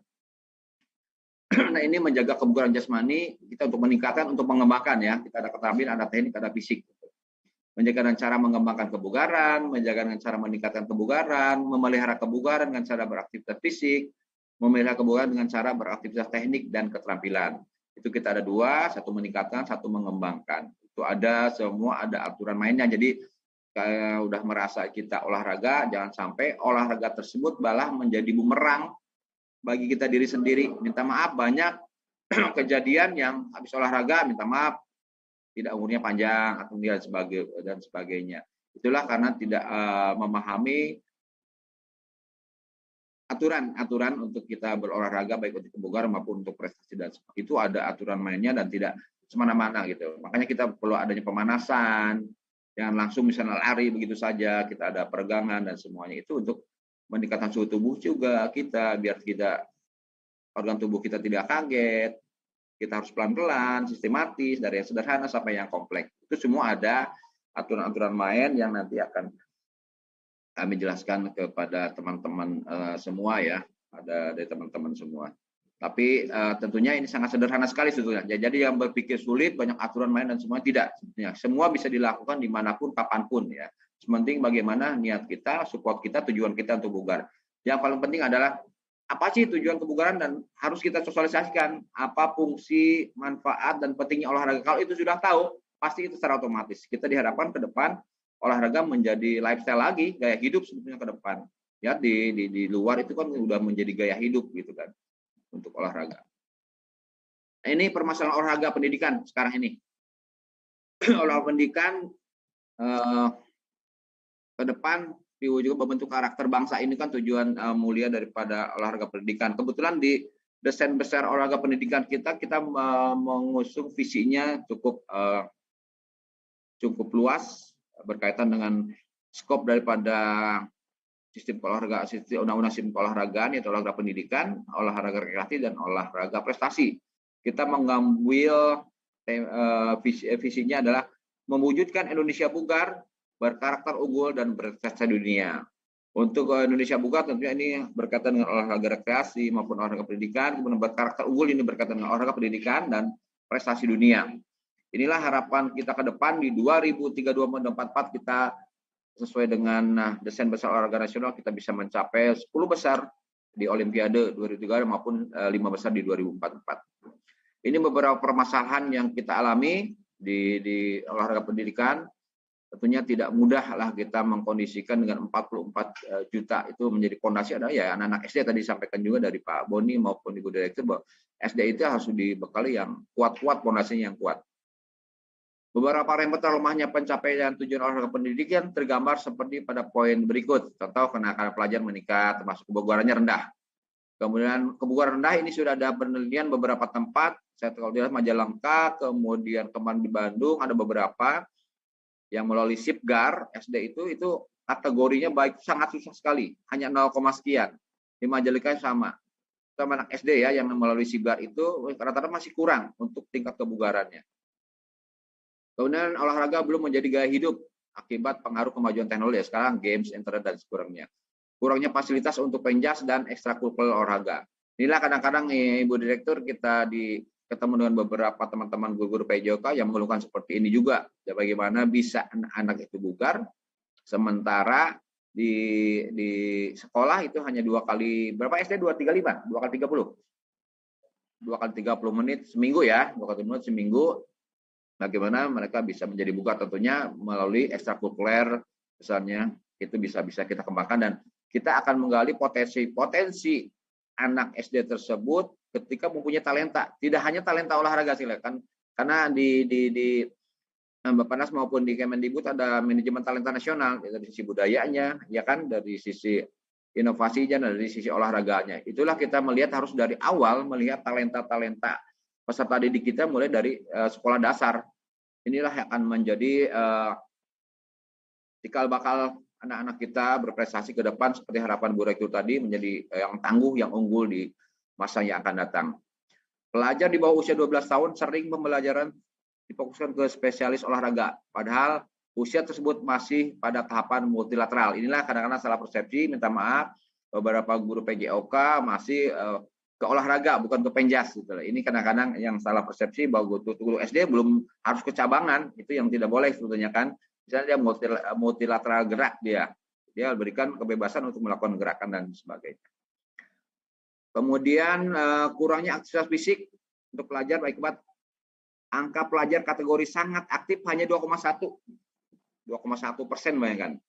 Dari derajat kebugaran 0,14%. Nanti ada datanya saya di bawah, Bapak daerah-daerah mana saja tingkat kebugarannya termasuk partisipasinya seperti ini. Dalam wujud Indonesia emas, nah 2045 ini saya katakan tadi, kita harapkan anak-anak kita warga di penduduk Indonesia ini 70% kita menjadi bugar, berpartisipasi aktif berolahraga dan sekitar 30% masyarakat kita menjadi bugar. Tentunya ini kan akan bertambah sekali. Itu olahraga sehat, bugar dan produktif. Berikut kondisi saat ini. Ini kondisi saat ini, saya tidak harapan ideal dan harapan kita antara kondisi saat ini dan kondisi ideal yang kita harapkan bersama. Kondisi gerak saat ini ya, contoh kondisi saat ini dan kondisi ideal. Kondisi saat ini 24 masyarakat Indonesia yang bugar, sedang angka berpartisipasi olahraga baru mencapai 34%. Ini keseluruhan ya. Sementara kalau dibanding di 2014 kita harap 70% masyarakat Indonesia harus bugar. Ini kan harus ada langkah-langkah. Tentunya kami pada Desain Besar Olahraga Nasional kita sudah membuat langkah-langkah berapa persen harapan kita untuk mencapai tingkat partisipasi membangun kebugaran. Nah, kemudian Indonesia peringkat terbawah dunia malas berjalan. Ini rata-rata masih 3.500-an sekian langkah per hari. Nah, sementara minimal 7.000. Nah, ini silakan sebetulnya kita kadang-kadang keterbatasan sarana, prasarana, dan semuanya itu bisa dilakukan dimanapun dan kapanpun sebenarnya. Semua itu kembali kepada diri kita. Ayo kita sama-sama bugarkan diri kita sendiri. Kemudian, selain meningkatnya penyakit non-menular, degeneratif seperti jantung, osteoporosis, diabetes, dan lain-lainnya. 1 dari 4 penduduk dewasa 18 ke atas sudah obesitas. Ini data dari Kemenkes kebetulan. Kemudian 8,56 penyandang disabilitas, sementara pembina olahraga baru di Surakarta dan di Sibalias juga kita tidak mendikotomikan pada teman-teman penyandang disabilitas, kita tetap menggarap juga. Jadi kita teman-teman disabilitas kita harus menggarap juga. Kemudian ruang publik masih sangat kecil. Kita ada di Asdep Olahraga Rekreasi menyediakan ruang publik untuk kebugaran. Kita menyiapkan itu semua dan itu baru mencapai 24% lah. Dari 83 minta koreksinya Pak Direktur ini ada kurang lebih terjadi 20.138 dari 83.931 desa atau kelurahan.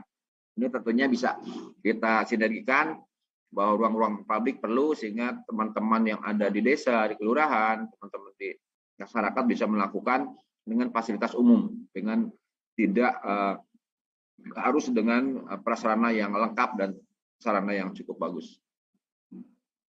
Kemudian cara belajar, cara bekerja, dan gaya hidup kita serba gadget digital. 90% anak muda itu sudah sekarang berharap ke gadget semua. Pelajar yang sangat aktif hanya 2,1, sedangkan pelajar bugar kategori baik skala 0,14. Ya, kita prihatin juga, makanya saya menjadi tantangan tersendiri ketika pelajar kita kebugarannya baik sekali itu hanya 0,14. Bagaimana? Makanya kita coba dengan memberikan festival olahraga pendidikan yang sementara ini saya lakukan, sementara juga saya di Cirebon dengan Indramayu kita melaksanakan festival olahraga pendidikan, namun secara virtual biar mereka berupaya untuk tetap bergerak.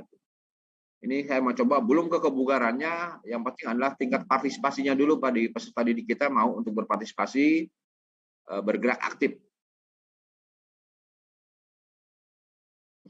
Nah, pembinaan olahraga pendidikan dasarnya harus fun game, assessment break, kemudian ekstrakurikuler dan lomba-lomba, festival, kelas meeting. Nah, inilah festival yang sementara kami lakukan dan diharapkan ke depan nanti sudah dengan Kemendikbud juga kita membuat klub-klub kelas olahraga di tingkat kecamatan, mungkin tingkat desa atau kelurahan, membuat klub yang memang punya potensi di desa atau kelurahan tersebut, baik mulai dari SD, SMP, maupun SMA, terutama di SD yang menjadi saya katakan tadi adalah menjadi dasar atau basic sekali.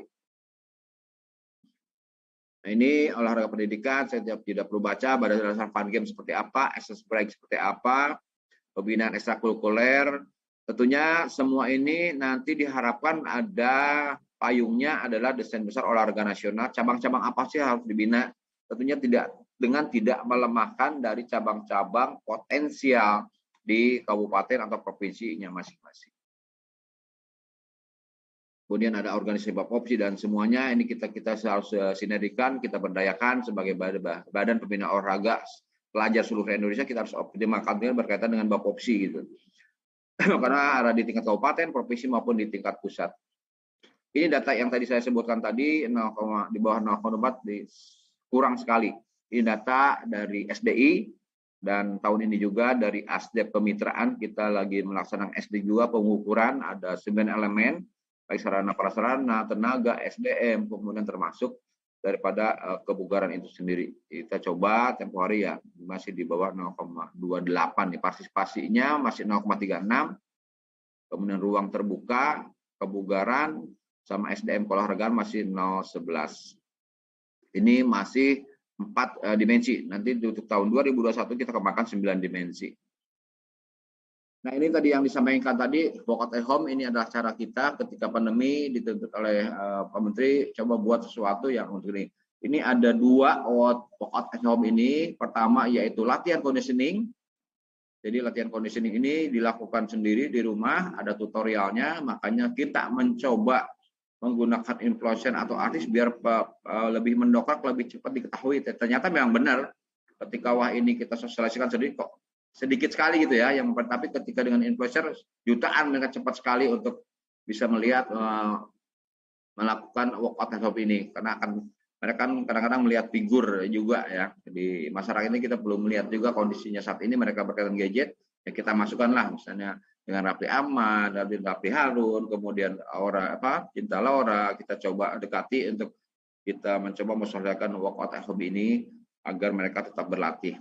Kemudian yang kedua tadi yang di Raffi Harun itu sepak bola, ada teknik dasar sepak bola, karena di olahraga pendidikan berhenti 2019 terakhir tadi videonya, kita ada sepak bola berjenjang karena kita ada impresnya itu, ada impresnya tentang percepatan persepak bola nasional, sehingga kami mencoba melaksanakan liga berjenjang sepak bola mulai U12, 14, 16, 17 putri dan U21. Tentunya kita sudah berkolaborasi dan koordinasi dengan pihak federasi atau PSSI dalam hal ini, untuk kita yang genapnya, PSSI yang ganjilnya. Nah, kita masih sinergis, kita lagi membuat lagi juknis tentang pelaksanaan impres tersebut. Ini tadi hanya disampaikan, ini beberapa bentuk pelatihan yang kita coba sosialisasikan, baik latihan conditioning maupun latihan teknik dasar. Kami juga ada untuk olahraga ekstrimnya kita kejar, kemudian untuk disabilitas, banyak yang kita coba buatkan tutorialnya maupun cara-cara berlatih dengan baik dan benar. Kemudian kita ada senam sah yang alhamdulillah kemarin saya ada baru Semarang juga, Semarang ke Cirebon, itu dapat rekor muri. Kebetulan kita membuat senam sah, nanti silakan mau ikut lombanya, dibuka di YouTube-nya Kemenpora, itu ada dilombakan senam sah, itu stay at home ya, bukan sah tapi namanya stay at home atau sah. Itu kita lombakan, silakan semua masyarakat itu sempat dari kondisi yang benar-benar pesenam sampai masyarakat biasa yang pakai dasar, yang pakai celana panjang, celana pendek, silakan. Kita tidak menunggu itu, yang penting adalah partisipasi pada masyarakat untuk mau berolahraga ataupun mau bergerak. Itu kita ada Skopit, susu atlet, gitu beberapa cabang olahraga juga ada kita tutorialnya, silahkan lihat di Skopit Indonesia. Kemudian ini senam sah kita yang sudah lombakan, ada duilah juga untuk orang tua dan semuanya. Saya kira itu Ibu Pia yang dapat disampaikan.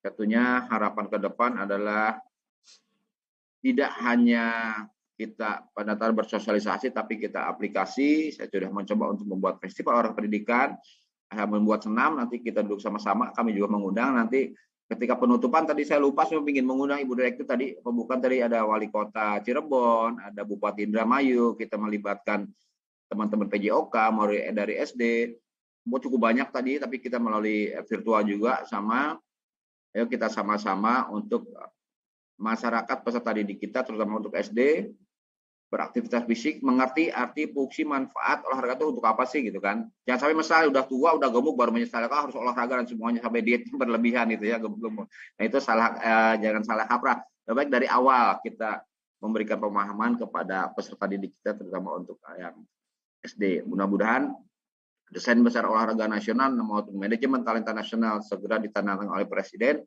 Tentunya kita akan mempunyai payung hukum yang sangat kuat dan panduan yang sangat jelas untuk anak-anak kita bisa mencapai prestasi tidak hanya nasional tapi mencapai prestasi dunia. Kita bangga kemarin teman-teman saudara kita yang sudah mencapai di Olimpiade ya.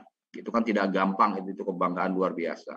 Merah putih bisa berkibar hanya satu kedatangan Presiden dan ketika olahraga menjadi juara. Betul nggak Ibu Pia ya?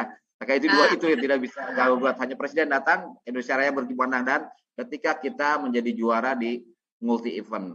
Ketika kita juara di olahraga. Saya kayak itu sementara Ibu Pia. Terima kasih. Wassalamualaikum warahmatullahi wabarakatuh. Mohon maaf kalau ada kekurangan dan kesalahan. Iya, terima kasih sekali Pak Ari tadi sudah memaparkan luar biasa ya, sahabat sekolah dasar. Mungkin Pak Ari nanti juga masih berkenan untuk kita sesi diskusi dan tanya jawab setelah narasumber kita yang ketiga. Pak Ari, ini tadi yang menarik adalah bagaimana sih anak-anak kita tunas-tunas Pancasila itu tetap bergerak, tapi bukan hanya untuk tubuh kita biar terlihat good looking, tapi bagaimana memiliki metabolisme yang baik, yang sehat. Kemudian tadi Pak Ari juga menjelaskan ya ada berbagai event mulai dari bawah ya sampai nanti ke level. Jadi kayak berjenjang. Nah, pasti sahabat sekolah dasar penasaran kan ya gimana ya caranya karena banyak sekali tentunya sahabat sekolah dasar yang ingin berkontribusi, ingin bergabung, tapi masih minim informasinya. Nah, jangan lupa juga nih like and subscribe media sosialnya Kementerian Pendidikan, Kementerian Pemuda dan Olahraga nih untuk bisa dapat informasi, terutama nanti kalau sudah ada payung hukum tentang manajemen talenta ya Pak ya. Nah, ini keren nih Pak Ari nih. Terima kasih Pak Ari untuk tadi informasinya yang malah bikin penasaran sahabat sekolah dasar nih. Nanti akan dilanjutkan dalam sesi tanya jawab. Baik, kita akan beralih ke sosok pendidik yang perjuangannya luar biasa. Bisa kita sebut sebagai relawannya Kementerian Pendidikan, Kebudayaan, Riset, dan Teknologi. Beliau adalah Pak Andi ya. Namanya sampai lupa. Pak Andi dari Provinsi Kalimantan Selatan. Bagaimana beliau menembus desa-desa terpencil, bagaimana perjuangan beliau bersama duta rumah belajar lainnya untuk bisa mengedukasi bukan hanya guru, bukan hanya dinasnya, tapi juga orang tua, komite sekolah, ataupun masyarakat, terutama bagaimana sih mengakses sumber belajar yang betul-betul aman bagi orang tua dan anak. Karena seringkali orang tua melepas begitu saja ya Pak Denny ya, untuk udah sana akses YouTube, sudah sana browsing, tapi ternyata di samping-sampingnya nih ada iklan-iklan yang tidak sepatutnya dilihat oleh anak-anak tunas-tunas Pancasila ataupun sahabat sekolah dasar nih. Nah, jadi bagaimana sih nanti Pak Denny akan berbagi inspirasi baiknya, sumber belajar, media pembelajaran, metodenya, dan perjuangan Pak Denny sebagai duta rumah belajar yang dinobatkan pada tahun 2018. Dan ini tentunya juga perjuangannya Pak Denny nggak mudah ya untuk bisa menembus level nasional hingga go internasional tuh kan keren ya sahabat sekolah dasar. Silakan Pak Denny untuk bisa sharing kepada sahabat sekolah dasar di seluruh Nusantara. Silakan Pak Denny. Terima kasih Mbak Pia. Suara saya terdengar Mbak Pia di sana? Jelas banget. Alhamdulillah bagus Mbak Pia di jaringan tempat saya ini. Mohon maaf ya sahabat sekolah dasar semua. Saya ini berada di jauh dari Kalimantan Banjarmasinnya ya. Jadi 7 jam dari Banjarmasin. Pokoknya saya ini ada di ujung Kalimantan Selatan. Tadi mendengar cerita Pak Boni. Ini memang benar tuh yang Kementerian Desa melakukan itu. Karena saya terlibat di kampung saya ini ngajarin orang tuanya bikin video gitu Mbak di sini. Makasih Kang Denny. Makasih Pak Boni. Saya dari guru diundang karena di kampung ini bukan saya yang paling jago ya Mbak. Cuma nggak ada pilihan lain lagi, pelatihnya yang dekat saya aja katanya gitu.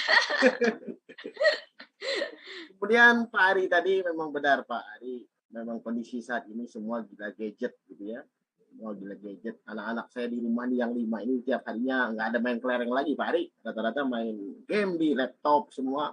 Bahkan main sepak bola pun enggan sekarang. Ini yang memang harus dari paparan Pak Ari tadi inspirasi saya bagaimana mendidik anak saya di rumah agar tetap berolahraga seperti masa kecil saya dulu.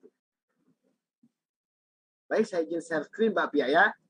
Silakan Pak Denny. Ambil santai saja kita Mbak Pia karena ini lebih banyak ke berbicara ke saya pribadi di sini tentang duta rumah belajar itu ya. Ini masa pandemi loh Mbak Pia. Masa pandemi selalu dikaitkan dengan belajar dari rumah kalau di pendidikan ini.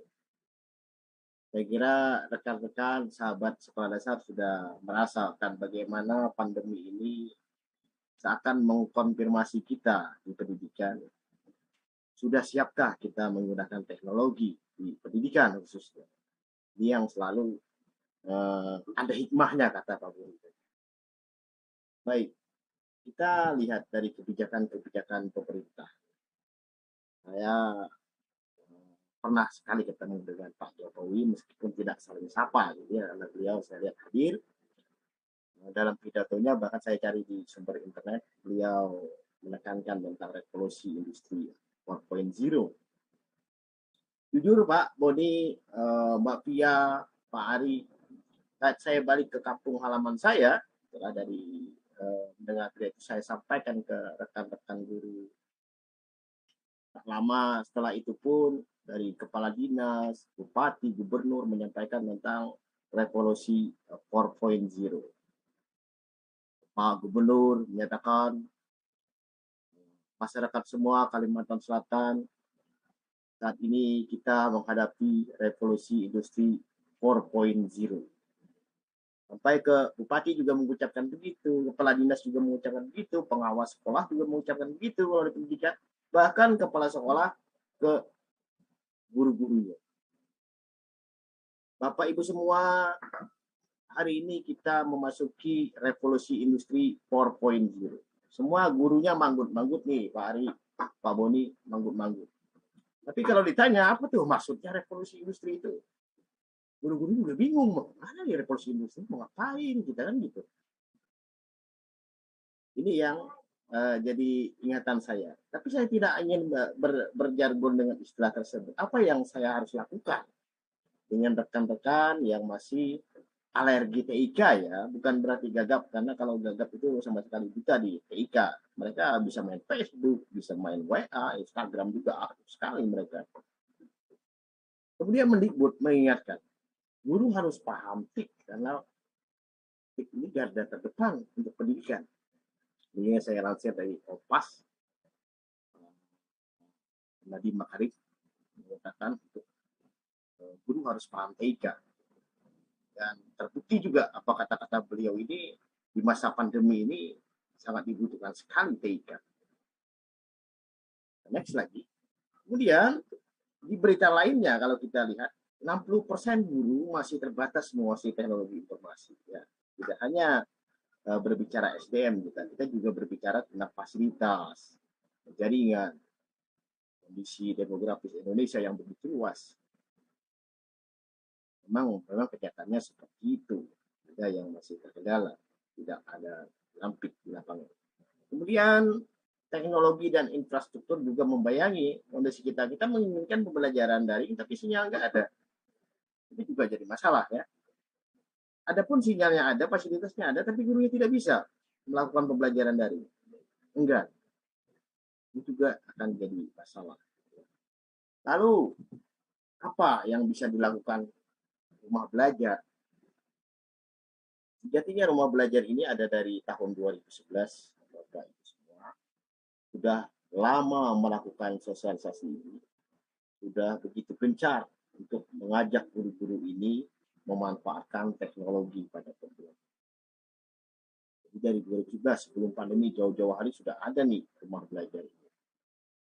Di rumah belajar tersebut mungkin banyak LMS lain ditawarkan di luar sana ya Bapak Ibu ya, tapi banyak berbayar gitu ya. Berbayar dan lebihnya kita tidak bakal diajarkan membuat sendiri kalau LMS lain di luar sana. Kita hanya membayar dan kita menikmati pelayanannya. Berbeda dengan rumah belajar ini, konten-konten ini tidak hanya dibuat oleh Kemdikbud, tapi karya-karya juga dibikin oleh guru itu sendiri. Jadi tidak hanya guru cuma bisa memanfaatkan, tapi guru juga diajarkan untuk membuatnya. Teknologinya mudah digunakan ya. Beberapa kita di daerah yang awal-awal menggunakan teknologi di pembelajaran pasti mencari yang mudah. Rumah belajar ini mudah digunakan. Murah ya, dia tidak perlu bayar. Ini disediakan dari Kementerian Pendidikan dan Kebudayaan. Gratis sudah, tinggal kita manfaatkan. Mau belajar di situ juga ada pelatihannya. Aman, ya tidak ada gangguan apa gitu ya, hal-hal yang dalam tanda kutip tidak bagus, tidak sehat internetnya. Kemudian nyaman di sini tidak ada promosi atau apa gitu ya, karena di sini aja khusus untuk pendidikan. Nah kalau kita lihat di rumah belajar itu sendiri, saya izin pindah share screen ya.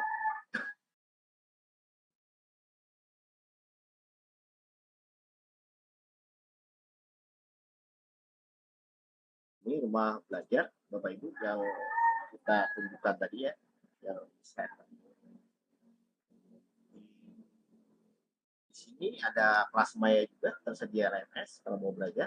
Kemudian ini sumber belajar yang paling terkenal itu memang ini ya, sumber belajar ini. Di sini ada banyak sekali konten-konten media ajar yang Bapak Ibu bisa manfaatkan di masa-masa pandemi ini khususnya. Dan rata-rata banyak dibuat oleh guru loh Bapak Ibu. Ya.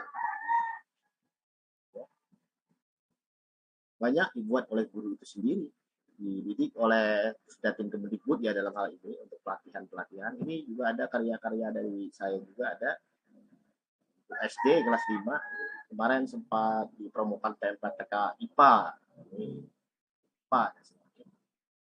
Kalau mau masuk ya, mau daftar ini, di sini ada tombol masuk di kanan sini. Bapak Ibu punya akun belajar ID? Kalau punya akun belajar ID yang sudah dibagikan tuh, itu tinggal klik tombol belajar ID saja langsung otomatis login, tidak perlu daftar-daftar lagi, sudah otomatis terintegrasi ya. Ini ada belajar ID tulisannya. Jadi tidaklah repot untuk mendaftar di sini. Tinggal kalau punya akun belajar ID tinggal login emailnya, masuk ke sini sudah terdaftar otomatis. Ya, terintegrasi sistem dari Kemendikbud itu sendiri. Tidak hanya sumber belajar sebenarnya di rumah belajar itu. Ada hal lain, bisa kalau mau peningkatan kompetensi guru di bidang TIK, ingin menjadi duta rumah belajar juga, mungkin seperti saya, kita akan mendaftar di sini, pengembangan keprofesian berkelanjutan. Jadi di olahraga bagus-bagus sekali programnya juga, dari Kementerian Desa juga saya dari inspirasi gitu, di desa saya ini harus ngapain nih, mendengar Kementerian Desa bisa ada program-program seperti itu, saya mau usul kan desa nanti, juga begitu pikiran saya.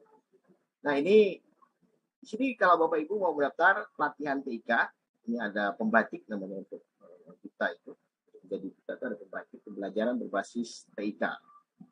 Ada 4 level sampai ke level nasional ke level 4. Di sini juga tersedia game ya, Bapak Ibu, edu game. Ini gamification.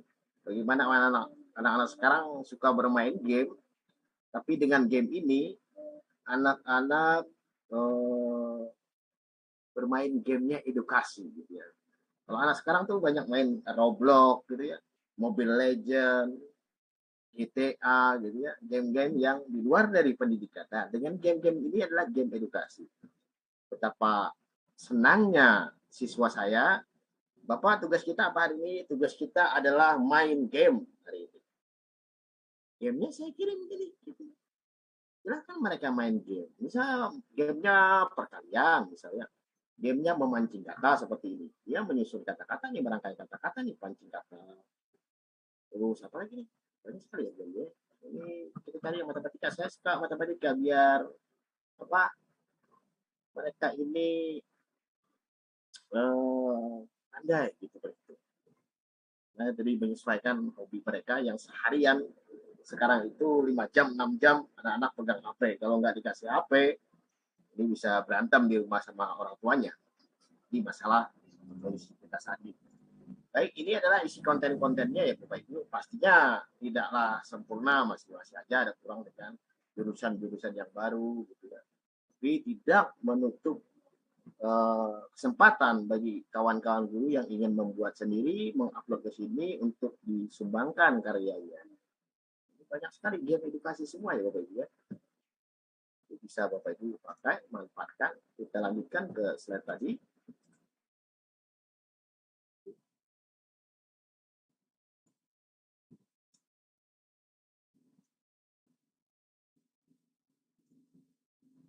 Kemudian tugas duta rumah belajar itu apa sih sebenarnya gitu? Duta rumah belajar namanya gagah sekali, mungkin sudah kenal sebagian. Apa sih fungsi tugas, apa tugas duta rumah belajar itu? Seorang relawan itu. Duta rumah belajar itu dalam tugasnya membantu mensosialisasikan dan mendefinisikan portal rumah belajar tadi khususnya kepada rekan sesama guru yang ada di daerahnya maupun ke dalam komunitas guru tersebut. Duta rumah belajar akan menjadi solusi bagi pendayagunaan TIK ke dalam pembelajaran khususnya pemanfaatan portal rumah belajar. Ya namanya relawan, pastinya kita banyak sukarelanya ya Bapak Ibu semua ya. banyak sukarelanya di sini, tapi ada satu yang istimewa bagi kita bisa menjadi relawan seperti ini saat pada era kita sedang gencarnya teknologi, kita berada di garda terdepan untuk merintis bagaimana pemanfaatan teknologi yang sehat di negeri itu. Kita ada garda terdepan, dan selalu kami yakini, kawan-kawan DRB yakini bahwa usaha kita hari kemarin, hari ini, dan esok nanti itu akan ada buah hasil dari pendidikan itu sendiri. Jadi guru-guru kita meningkat kualitasnya dan bisa orang tua mampu memfilter terhadap dampak teknologi yang buruk bagi anak kalau dia mengerti tentang teknologi itu sendiri. Bagaimana mungkin orang tua itu akan unggul, ya? Sementara kebiasaan anak, kebiasaan orang tua, kebiasaan rata-rata sekarang ini dengan gadgetnya, tapi kita tidak mampu memberikan filter, mengarahkan konten-konten yang bagus. Nah, di sini kami juga mengharap kita semua bahwa kalau kita mau memberikan filter untuk melarang mereka menggunakan gadget internet saat ini agaklah tidak masuk akal. Karena sudah jadi kehidupan mereka. Kita pun sama lah, bangun pagi, buka WA gitu ya. Buka WA, buka Instagram, buka Facebook, ngecek informasi. Ini rata-rata sudah masyarakat Indonesia, bahkan masyarakat dunia lakukan. Sampai gitu. Suami istri rebahan di kamar gitu ya. Yang suami buka Instagram, yang istri buka WhatsApp, tidak saling ngomong. Ini sudah anak-anak kita pun begitu. YouTube, game, ini mainan mereka. Kemudian dalam perjalanan saya mendampingi beberapa guru untuk memanfaatkan portal rumah belajar sendiri. Ada di kabupaten saya, bahkan saya sampai ke Papua ya sudah untuk perjalanan ini, Bapak Ibu. Bagaimana guru-guru ini tidak ada pakai masker ya Bapak Ibu di sebelum pandemi ya kondisinya ya, karena saya duta 2018, jadi dari 2018 kemarin sudah saya melakukan sosialisasi tentang rumah belajar itu sendiri. Nah, ini sudah pandemi nih Bapak Ibu. Nah, ini sudah pandemi. Ini malah tambah gencar Bapak Ibu, kita sangat diperlukan karena guru perlu teknologi di pembelajaran, belajar dari rumah, dan turun di HGKH pun saya hadir. Bahkan yang saya adakan atau dari undangan juga mengikuti. Saya tak pernah berpikir ini mau dibayar atau tidak, gitu. Yang penting saya bisa izin ke kepala saya, diizinkan oleh kepala sekolah saya, sah, gitu ya, gitu aja. Saya senang bisa bertemu rekan-rekan guru, saya senang bisa memberikan manfaat bagi rekan-rekan guru lain. Ini dia juga, ini di yang sebelah kanan yang hijau ini saya di Banyuwangi, Bapak Ibu, Jawa Timur, Banyuwangi. Sebelah kiri ini di kabupaten bersama orang-orang dinas pendidikan, sama-sama guru juga membuat konten media ajar dan mereka memamerkan rumah belajar. Banyak foto, ini juga kegiatan-kegiatan saya ya Bapak ya. Nah, ini bahkan di perkampungan, di pedalaman nih Pak, nggak ada sinyal ya, yang sebelah kanan ini nggak ada sinyal Pak, nggak ada sinyal internet Pak, di sebelah kanan ini. Ini di wilayah sudah kondisi setengah terpencil ya sudah ya. Jadi mereka harus saya unduhkan dulu konten-konten media belajar itu, saya masukkan ke laptop mereka masing-masing. Bagaimana mereka menerapkan di daerah mereka yang tanpa sinyal? Mereka harus buka proyektor. Nah, kebanyakan nggak ada sinyal tapi punya listrik. Nah, ada genset, dia bisa bermain dengan proyektor.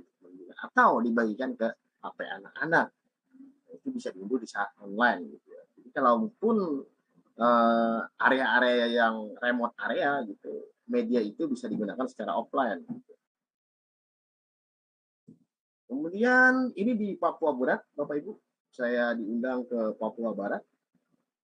Jadi perjalanan dari Kalsel itu berapa kali transit, jadi saya harus transit Surabaya dulu gitu ya ke Papua Barat. Saya harus samalah perang laut juga ya ke daerah mereka itu. Bagaimana kondisi mereka di sana? Walaupun ketinggalan tapi semangat belajar mereka luar biasa. Lihat itu. Pendidikan di daerah di Papua Barat. Kemudian ini tadi disebut di Halmahera Timur kata Pak Boni. Saya pernah ke Halmahera Timur ke Maba ya. Ini di Halmahera Timur mengajarkan guru di Halmahera Timur. Ini belum pandemi ya Pak Boni ya. Kalau sudah masih ini juga sebelum pandemi di kampung saya saja. ini di Banyuwangi juga dalam seminar, dan di sebelah kiri di Kabupaten Wajo. Banyak kegiatan yang saya lakukan, bahkan sangat dihormati ya tiap-tiap guru daerah, itu lebihnya mungkin ya, jadi duta rumah belajar ini dibanggakan mereka karena bisa menjadi rekan, menjadi saudara mereka untuk bisa membantu mereka untuk pembelajaran yang lebih inovatif. Kemudian juga saya dari inovasi yang saya lakukan di rumah belajar itu sendiri, saya salah satu duta rumah belajar yang kategori terbaik. Saya dikirim ke Paris, Prancis 2019 yang lalu, mempresentasikan apa inovasi saya di bidang pendidikan. Di hadapan rekan-rekan guru di seluruh dunia berkumpul di situ yang punya inovasi di negaranya, berkumpul di Paris dalam Teacher Innovative Education di Paris. Ya, memang kita belum juara di situ ya kemarin ya, karena memang kita masih ketinggalan, banyak yang bagus-bagus dari kita, tapi dari situlah pengalaman kita tentang inovasi yang kita lakukan di negara kita. Nah, ini yang jadi pertanyaan kawan-kawan guru. Kalau hanya memanfaatkan saja, pada ini ngajak nih, kawan duta rumah belajar ngajak guru untuk memanfaatkan portal rumah belajar, begitu. Kalau hanya memanfaatkan saja, lalu kapan guru bisa buat sendiri ini? Itu memanfaatkan, kan gitu ya. Ini jadi pertanyaan, kapan guru bisa kalau cuma bisa memanfaatkan? Duta rumah belajar tidak hanya mengajak memanfaatkan portal rumah belajar, tapi juga menjadi solusi untuk pemanfaatan TIK. Kalau guru mau membuat sendiri, kami juga mengajarkan cara membuat video pembelajaran, membuat video pembelajaran. Ini ada beberapa contoh kegiatan saya yang tatap muka ya, yang online banyak sekali.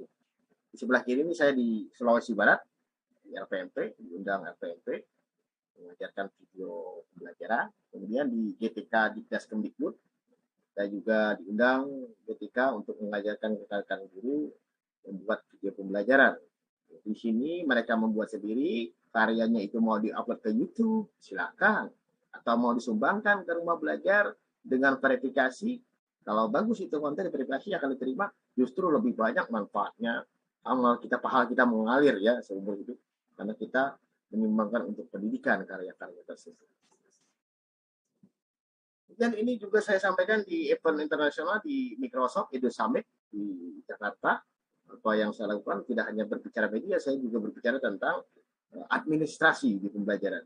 Bagaimana memudahkan guru dalam melakukan administrasi yang selama ini di tiap kali semester kita sibuk merekap-rekap nilai. Bagaimana nilai itu bisa kita mudahkan dengan hadirnya teknologi. Itu saja. Dan di sebelah kanan ini bersama Direktorat Sekolah Dasar ya, kemudian PSD, bantuan Chromebook. Saat ini Bapak Ibu banyak sekali sekolah yang sudah menerima bantuan Chromebook ini, laptop Chromebook.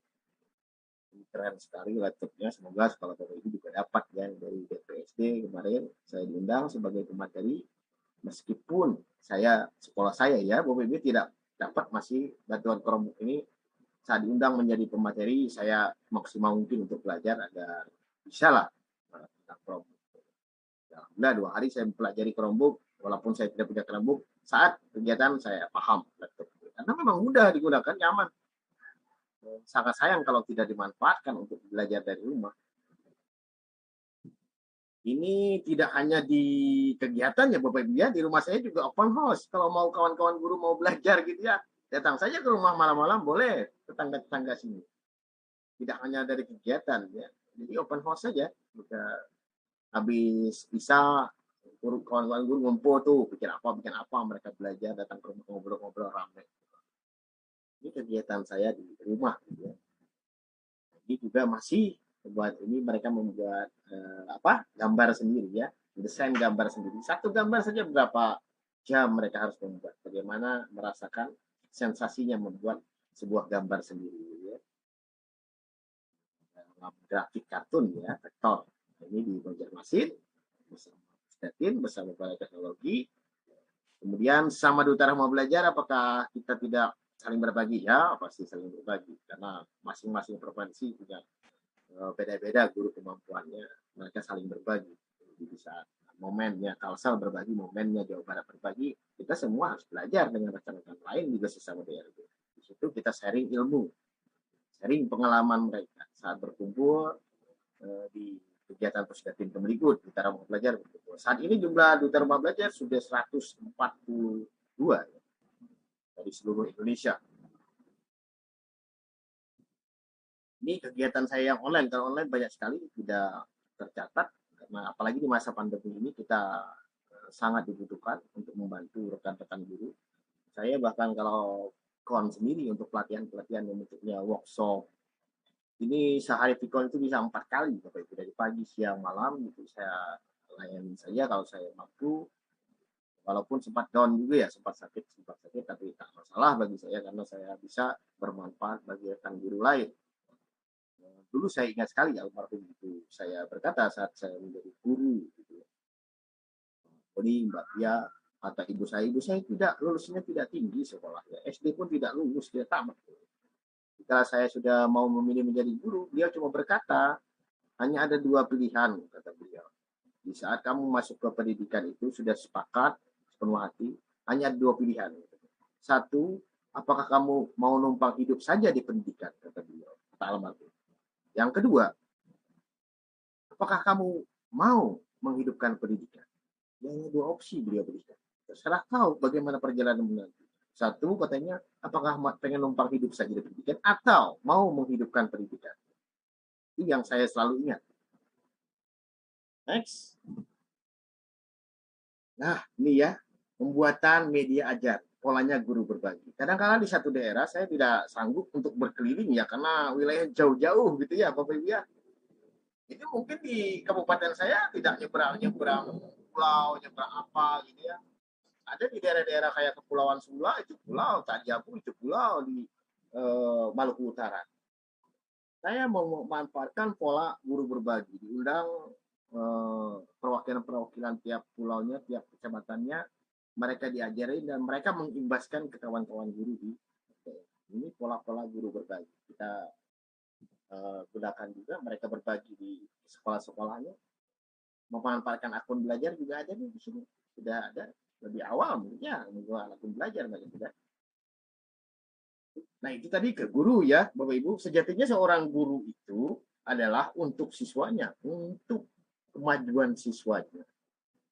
Jadi kalau saya membantu rekan guru lain itu adalah kepedulian saya terhadap kawan guru lain yang membutuhkan bantuan. Tapi saya harus punya nih untuk siswa saya ngapain pada ini, kan begitu. Dan orang tak akan percaya saya gitu ya, pada ini bisa apa sih kan gitu ya. Walaupun Duta Rumah Belajar tapi dia punya inovasi apa. Kawan guru lain harus lihat itu, baru mereka percaya mengundang gitu. Oh orang ini memang punya karya, punya inovasi. Jadi kita harus tunjukkan dulu kita punya apa ke siswa kita. Inovasi apa, karya apa ke siswa kita. Ini yang kita ceritakan ke kawan guru lain. Mereka akan melihat dan akan tertarik, wah ini unik atau apa gitu ya. Nah ini tantangannya saya lihat seperti ini di masa pandemi itu. Mungkin anak-anak Bapak Ibu yang saya juga guru, saya juga orang tua ya Bapak Ibu ya. Bagaimana siswa, bagaimana anak saya di rumah merasakan. Jadi saat guru kelas meminta tugas ke siswa gitu ya, kelas, grup apa ya Bapak Ibu, di grup apa, kerjakan halaman sekian, kata guru kelas, datang masuk ya di grup gitu. Kemudian guru agama juga datang dengan hal yang sama juga meminta tugas juga. Guru penjas juga tak kalah, bikin video. Besok harus kumpul. Ini anak-anak di rumah nih langsung mulai. Semua tugas, semua guru kirim tugas ya kerja di kelas. Kan begitu. Itu yang jadi tantangan kita. Kapan belajarnya tiba-tiba langsung tugas kan begitu. Ya seperti itu. Jarang ada itu bukan ya. Kita bayangkan saja anak-anak kita di rumah itu seperti apa kalau seperti ini gitu ya. Tiap harinya mereka tertekan oleh tugas-tugas gitu ya. Tugas ini. Ini bayangkan hanya 3 mapel. Kalau bisa ada beberapa mapel di hari yang sama memberikan tugas, sungguh tidak asik benar kata anak-anak di rumah ini, belajar dari rumah ini. Kalau mungkin kita lihat orang tuanya juga, orang tua unggul ya, ini yang saya tantangan kita juga. Di ibunya tanya dia sama ibunya, ibu nggak paham materi itu. Bapak mungkin lebih tahu. Udah, tanya Bapak aja. Apalagi orang tuanya sibuk dan sebagainya gitu ya. Terlebih banyak materi-materi yang kayak lumayan tinggi ya, kayak SMP, SMA itu kan lumayan tinggi. Orang tua udah lama nggak belajar itu. Ya ingat dia menjawab. Dan kalau kemarin saya minggu kemarin saya dikritik orang tuanya, dikirimin gambar meme gitu ya. Ya, kirim meme gambar ini ke saya di WhatsApp. Saya tertawa gitu ya. Dia menunjukkan gambar ini, entah dia dapat dari mana, ngirim ke saya gitu. Gimana rasanya belajar di rumah? Aku tak sekolah lagi, mamaku lebih galak dari ibu guru di sekolah. Marah-marah dulu. Apa yang kita petik dari sini? Saya menganggap kritik ini membangun bagi saya. Saya paham seperti ini memang kenyataannya gitu ya. Ada yang seperti itu, tapi tidak di wilayah Bapak Ibu. Di wilayah saya saja mungkin. Ini adalah satu kritikan yang membangun bagi kita, dan saya ucapkan terima kasih sekali sama orang tuanya. Berarti kita harus punya inovasi nih, agar tidak menyusahkan juga, kita bisa memberikan jalan tengah untuk semua ini walaupun belajar dari rumah. Yang pertama saya lakukan di Mbak Via, Pak Bodi, Pak Hari, kalau saya menerapkan di sekolah, ini anak-anak di daerah saya, daerah pinggiran sungai ya, daerah pedalaman Kalsel. Saya minta izin dulu ke kepala sekolah. Ini yang pertama saya lakukan. Bu Kasek, ini wajib nih saya orang guru minta izin ke. Bagaimana kalau kita menggunakan pembelajarannya seperti ini Bu Kasek, dengan memanfaatkan perangkat gitu, memanfaatkan bantuan kuota internet Kemdikbud gitu ya, yang selama ini dibantu entah bagaimana cara penggunaannya kan kita tidak paham tuh kan gitu. Bagaimana kita lebih jelaskan, lebih nyatakan pemanfaatan kuota tersebut. Minta izin ke Kasek, apa yang harus kita lakukan? Saya bilang kita undang komite sekolah, orang tua wali. Kenapa saya minta tolong itu Bu Kasek? Saya bilang karena apapun itu, perangkat pembelajaran mereka di rumah itu adalah milik orang tuanya. Kalau SD ya, HP, smartphone, yang keren-keren itu milik orang tuanya di rumah. Paling milik kakaknya yang dekat-dekatannya milik kakaknya kan. Jarang-jarang anak SD itu punya handphone sendiri kalau di pedalaman seperti ini. Pasti milik orang tuanya, kakaknya, itu rata-rata. Jadi kami mengundang dulu komitenya, orang tua walinya, bahwa kami ingin mengajarkan pembelajaran seperti ini loh. Kami memohon izin Bapak Ibu untuk memberikan pendampingan, untuk meminjamkan gadgetnya pula, gitu ya. Kotanya pula kalau habis tiba-tiba dari bantuan itu. Saya bilang seperti itu. Nah, seperti ini kegiatannya. Ini saya bertemu dengan orang tuanya. Bagaimana orang tuanya saya ajarkan dulu. Bagaimana menggunakan Google Meet. Saya suruh install Google Meet di HP-nya mereka masing-masing untuk Vicon ya. Tidak Zoom seperti ini karena Google Meet akun belajar itu gratis, enak dan nyaman gitu ya.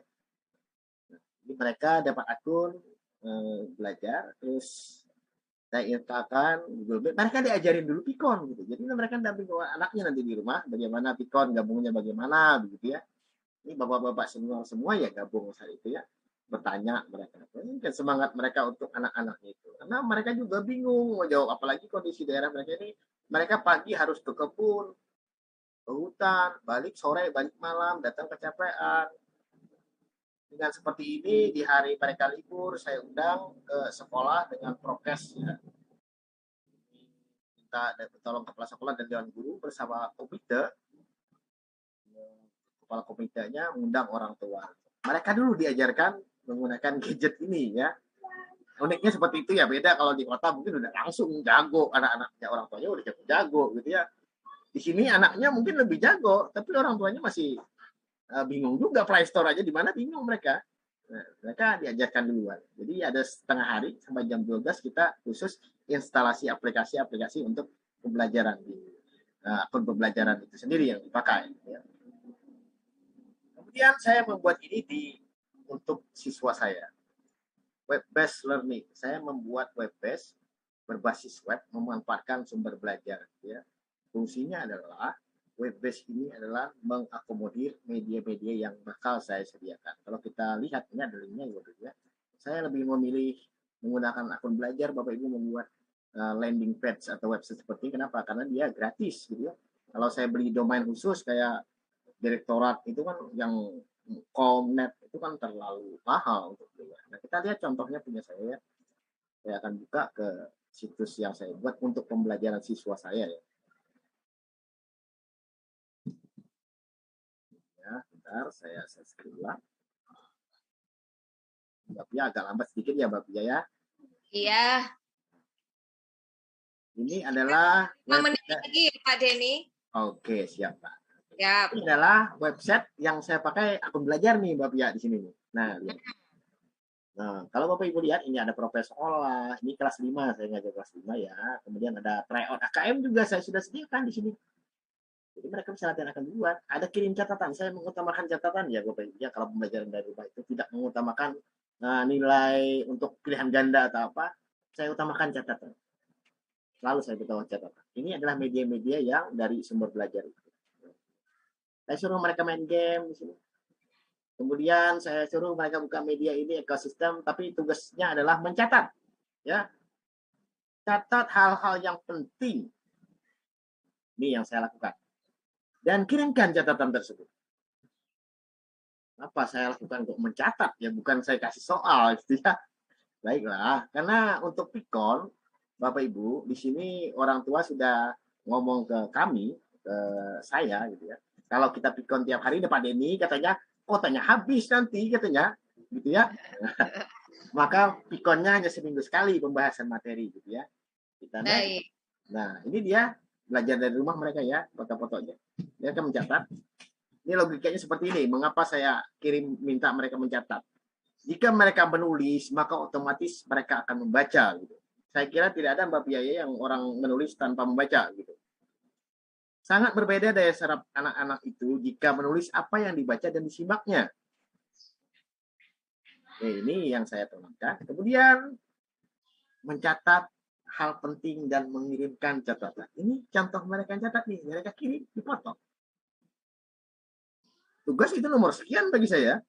Setelah pembahasan materi baru saya kasih tugas. Salah kegiatan mereka di rumah, mereka menyimak media dan mencatat media tersebut. Lalu pertemuan tatap maya, setelah saya penjelasan, membahas bersama, baru saya kasih tugas. Seperti itu pola yang saya lakukan. Nah ini dia, kita bahas bersama nih. Ini ada perkalian ya matematika ya tadi pagi ya. Ini ada, nah ini Bapak Ibu penting sekali. Saya selalu undang kepala sekolah ke kelas saya setiap minggu sekali, seminggu sekali. Biar beliau tahu apa nih kerjaan gurunya selama online gitu ya. Selama belajar dari rumah, apa kerjaan gurunya. Jadi saya tak ingin nanti dikala kepala sekolah saya ditanya oleh pengawas sekolah, bagaimana pembelajaran daring di sekolah ibu atau sekolah bapak, ibu kepala sekolah atau kepala sekolah kita bingung. Maka saya undang beliau memberikan sambutan, gitu ya. Dia tahu bahwa kita belajar. Dan langkah-langkah saya ini, habis waktu nggak Pak? Mungkin itu cepat sedikit Pak Ari, karena waktunya sudah habis. Oke, siap. Baiklah kita lanjutkan sedikit lagi ya Mbak. Ya, ini panjang sekali masalahnya ya. Nah, ini ya, ini waktunya udah kelewat soalnya Pak Denny. Menariknya, blog beralamat gurusd.net yang ditulisnya berisi materi media pembelajaran bagi sekolah dasar berbasis teknologi informasi. Wajar jika kini pengunjung di blognya yang mayoritas para guru sekolah dasar di seluruh Indonesia, sekitar 10.000 kunjungan setiap harinya. Bahkan tidak jarang ia harus melayani pertanyaan secara pribadi dari pengunjung seputar materi media pembelajaran yang diunggahnya di media sosial. Denny mengaku tak menyangka kalau niat membuat blognya menjadikan pundi-pundi uang. Awalnya menurutnya hanya sebagai bahan media pembelajaran di kelas yang kemudian diarsipkan dan dibagikan ke blog. Bahkan membuat blog pun dipelajari Denny secara otodidak, mengingat minimnya guru sesamanya yang menguasai tentang blog. Puncak dari keberhasilan Denny menulis blognya diraih ketika 11 Desember lalu. Ia mendapatkan penghargaan Anugerah Peduli Pendidikan dari Kementerian Pendidikan dan ini adalah salah satu bagian ya. Oke. Kemudian juga cerita saya nih, media juga bercerita nih Mbak. Ya, media ini ada. Iya. Dan cerita saya pun difilmkan film dokumenter di daerah. Ya kemarin tadi diceritakan pada dokumenter tuh Pak Pak Boni. Nah, saya mengikuti itu Pak di Galbot Pak. Terima kasih. Iya, terima kasih sekali nih Pak Denny, cukup menginspirasi ya sahabat sekolah dasar semua. Jadi anak kampung, anak desa, tapi go internasional ya kan prestasinya. Jadi tentu relevansinya dari paparan narasumber kita yang pertama dari program dukungan Kementerian Desa yang bisa memiliki akses layanan pendidikan berkontribusi dengan kami Direktorat Sekolah Dasar dan juga tadi ada Pak Ari. Tentunya ini luar biasa sekali dan bagi sahabat sekolah dasar yang menginginkan materi-materi paparan dari para narasumber kita yang hari ini sangat inspiratif, terutama Pak Denny. Ini monggo nih nanti Pak Denny kalau lebih lanjut kita bisa buatkan sesi lagi nih untuk Pak Denny bagaimana bisa menginspirasi anak-anak yang berada di desa dengan penuh keterbatasan. Apalagi tadi Pak Denny juga menyampaikan orang tuanya sendiri pun mungkin tidak menempuh pendidikan yang cukup tinggi mungkin ya Pak Denny, tapi mampu mendampingi putra-putrinya sehingga bisa berprestasi hingga level internasional seperti Pak Denny ini luar biasa sekali nih Pak Denny. Semoga nanti Pak Denny juga bisa menginspirasi murid-muridnya. Yang tadi disampaikan saya juga wilayahnya di kampung nih, bahkan sekolahnya pun belum ditunjuk sebagai sekolah sampling pelaksanaan asesmen kompetensi minimum ya Pak Denny ya. Tapi usaha beliau untuk terus belajar, kemudian mendampingi guru-guru di sekolah lain ini luar biasa. Tadi ada sampai naik perahu ke wilayah-wilayah pelosok, berkolaborasi dengan teman-teman duta rumah belajar lainnya. Keren banget. Ini kita saatnya ke sesi tanya jawab ya sahabat sekolah dasar. Kita akan melihat pertanyaan-pertanyaan dari para sahabat sekolah dasar yang sudah dituliskan di chat YouTube kami.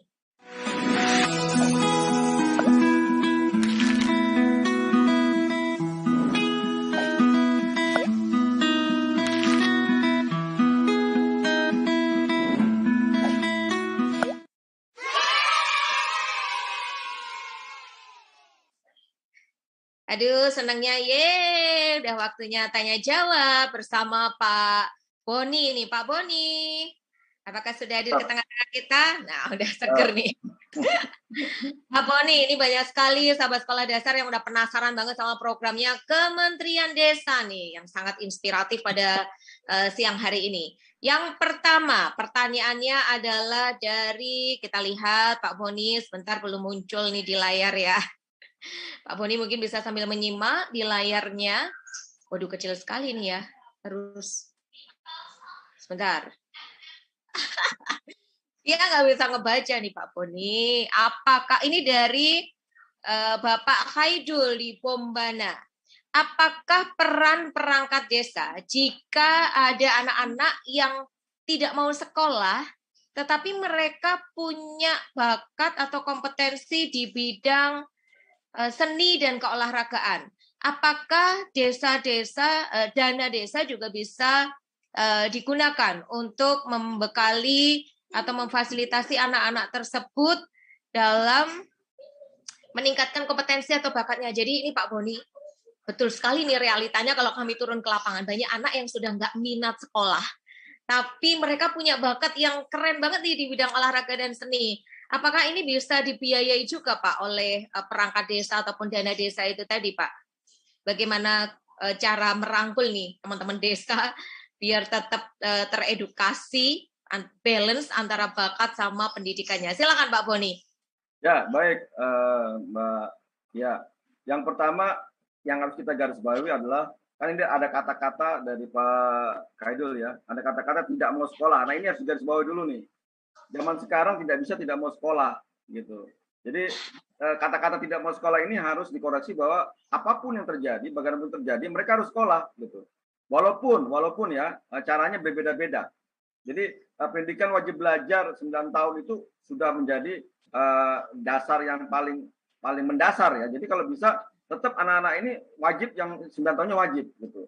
Tapi ketika nanti mereka hanya sampai di situ saja, apakah hanya sampai di SMP saja atau SMA, nah ketika mereka memang mempunyai minat dan bakat, apakah itu di bidang seni maupun di bidang olahraga, tentunya bukan dari perangkat saja ya. Jadi semua masyarakat di desa bisa mengembangkan minat dan bakat anak remaja tersebut.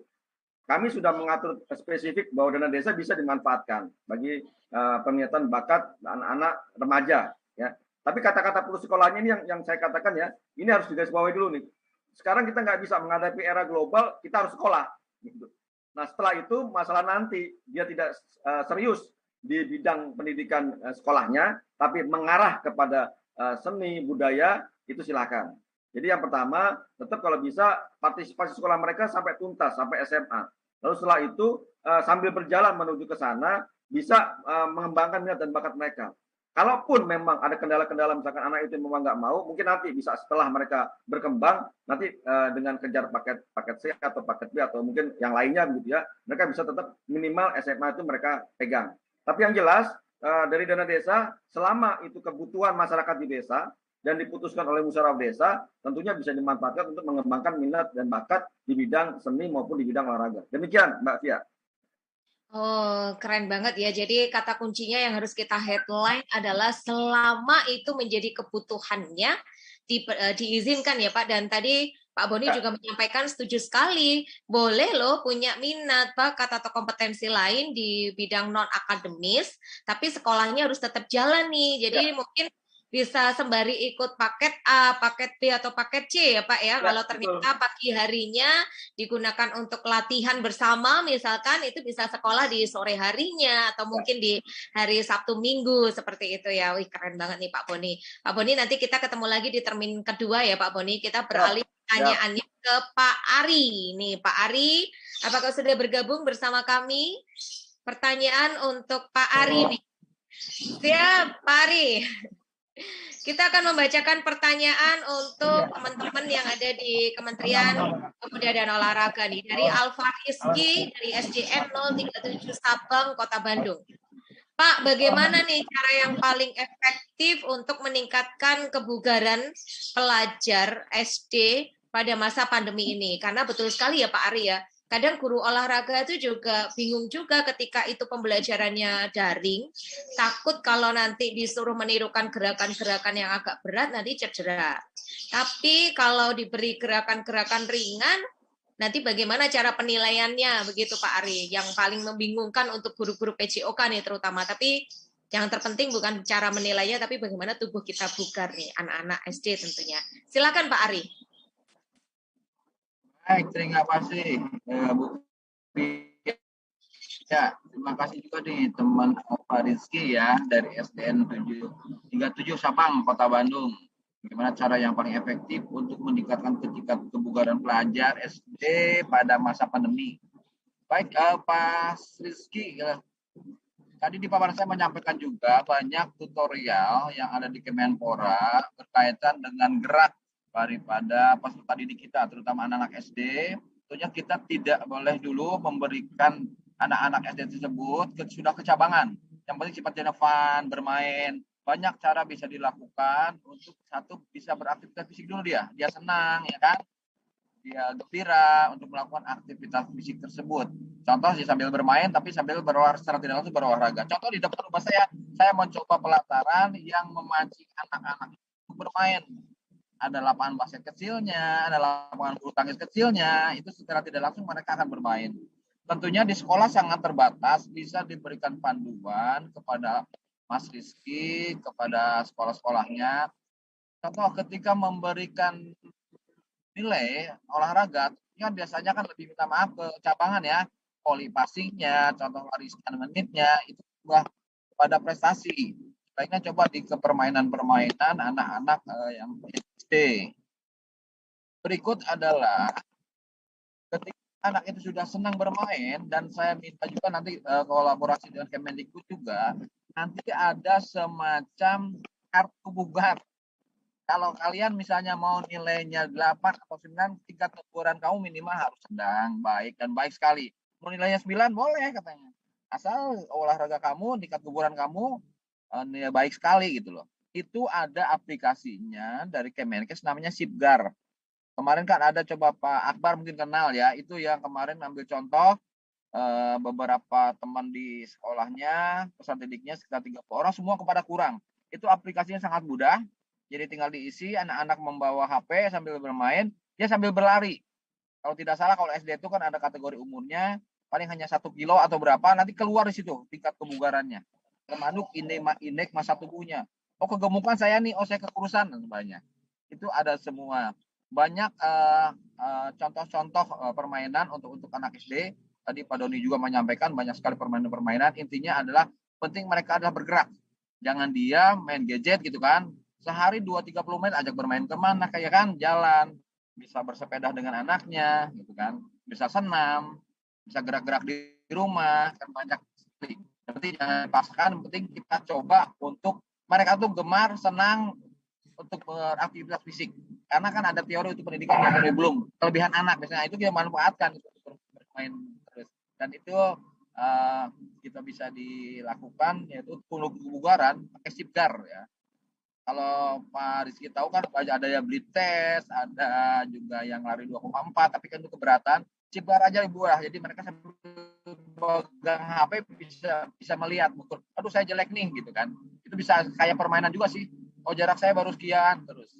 Kemarin saya mencoba juga di Bandung untuk anak-anak berlari 50 meter. Nah orang tuanya, ayo berlari berapa kecepatan kamu gitu. Itu kita coba memberikan kepada mereka. Kita berolahraga dimanapun, tidak harus pakaian olahraga, pakai sendal, mau di rumput, mau di lantai, mau di jalan, silahkan. Ada yang di sawah, monggo, silahkan.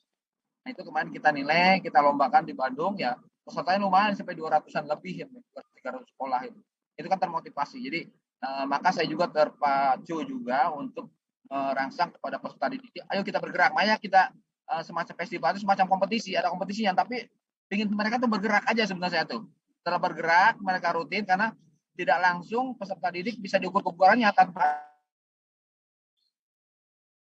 ada pelatihan sebelumnya pasti akan kurang dan kurang sekali hasilnya.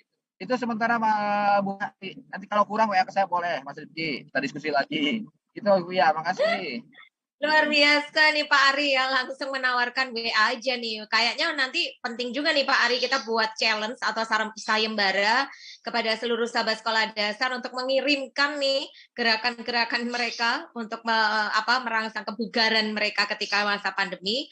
Kemudian dikirimkan ke media sosial dan mention Kemenpora ya, tentunya media sosialnya dan juga Direktorat Sekolah Dasar. Nah, pertanyaan ketiga nih, pertanyaan selanjutnya ke narasumber ketiga kita. Nanti kita ketemu lagi Pak Ari, masih ada 3 termin kita untuk sesi tanya jawab. Baik, kita ke Pak Denny. Pak Denny, apakah masih bersama kami? Pak Denny, ini ada pertanyaan nih. Ya. Keren nih kayaknya pertanyaannya. Kita bisa bacakan dari Bu Hesti Siti Fatona. Mungkin bisa dijelaskan aja secara singkat ya Pak Denny, karena tadi sepertinya di paparan Pak Denny juga sudah ada. Nanti juga sahabat sekolah dasar bisa mengakses materi dari narasumber kita Pak Denny.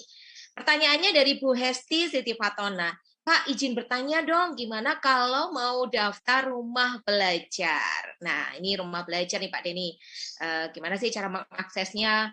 Mau daftar mungkin daftar rumah belajar atau daftar duta rumah belajar ya nih?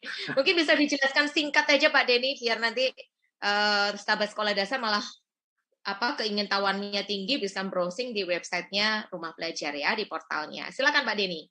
Ya, baik. Itu tadi kanan atas itu ada pilihan masuk gitu ya, masuk, ya, pilihan masuk di kanan atas. Itu klik saja masuk. Kalau Bapak Ibu punya akun belajar, sudah punya akun belajar, tinggal pilih aja masuknya pakai apa, belajar ID, tidak perlu daftar lagi, otomatis sudah masuk. Klik belajar ID, otomatis dia connect dengan email kita.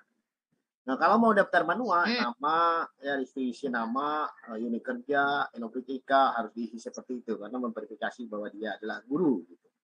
Itu Mbak. Nah, keren banget ya. Jadi sepertinya bukan hanya guru ya Pak ya. Orang tua pun kayaknya juga bisa mengakses tapi menggunakan nomor KTP kalau nggak salah ya Pak Denny ya. Betul, nanti kita bisa NIK kalau perannya orang tua. Nah, betul sekali. Jadi sahabat sekolah dasar nggak usah berkecil hati ketika loh kan Pak, saya bukan guru, saya kakaknya adik saya nih yang pengen mengakses, boleh loh pakai nomor induk KTP. Nah, keren banget. Terima kasih Pak Denny atas jawabannya. Kita kembali lagi ke Pak Boni. Pak Boni, aduh seru nih bolak-balik. Siap. Kita ada pertanyaan lagi nih Pak Boni nih. Ya. Pertanyaannya dari penanya jauh-jauh nih nampaknya nih. Oh, dari Bantul. Wes, tetanggaku ini ternyata. Bantul dari Pak Aryo nih ya. Apakah jika ada siswa yang punya keterampilan di bidang prakarya bisa didanai? Dana desa lagi Pak nih. Penasaran nih masyarakat seperti apa sih dana desa? Apakah bisa mendukung untuk bekal keterampilan? Karena sebagai desa wisata, hampir semua anak ingin berwirausaha membantu orang tuanya. Oh keren banget ya, betul-betul. Bantul nih desa wisata nih Pak Boni ya. Ada tadi gerabah, kalau di videonya Pak Boni tadi ada patung.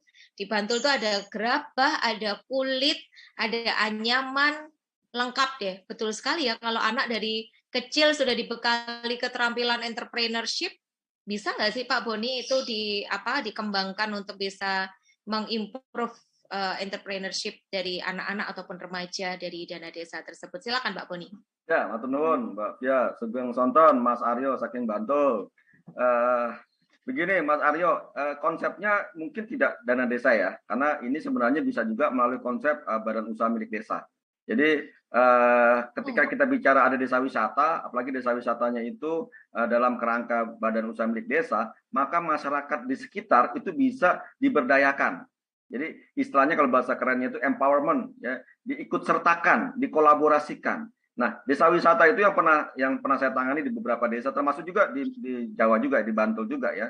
Ada di Delingo, saya pernah juga ke Delingo juga, kemudian di Jawa Timur di Malang itu pertama desa wisata itu dia hanya satu, tapi setelah itu dikelilingi oleh ekonomi yang bertumbuh. Apa? Misalkan saja kerajinan, ya, oleh-oleh, makanan begitu. Siapa yang menyiapkan itu? Bukan dari luar, masyarakat di desa sekitar.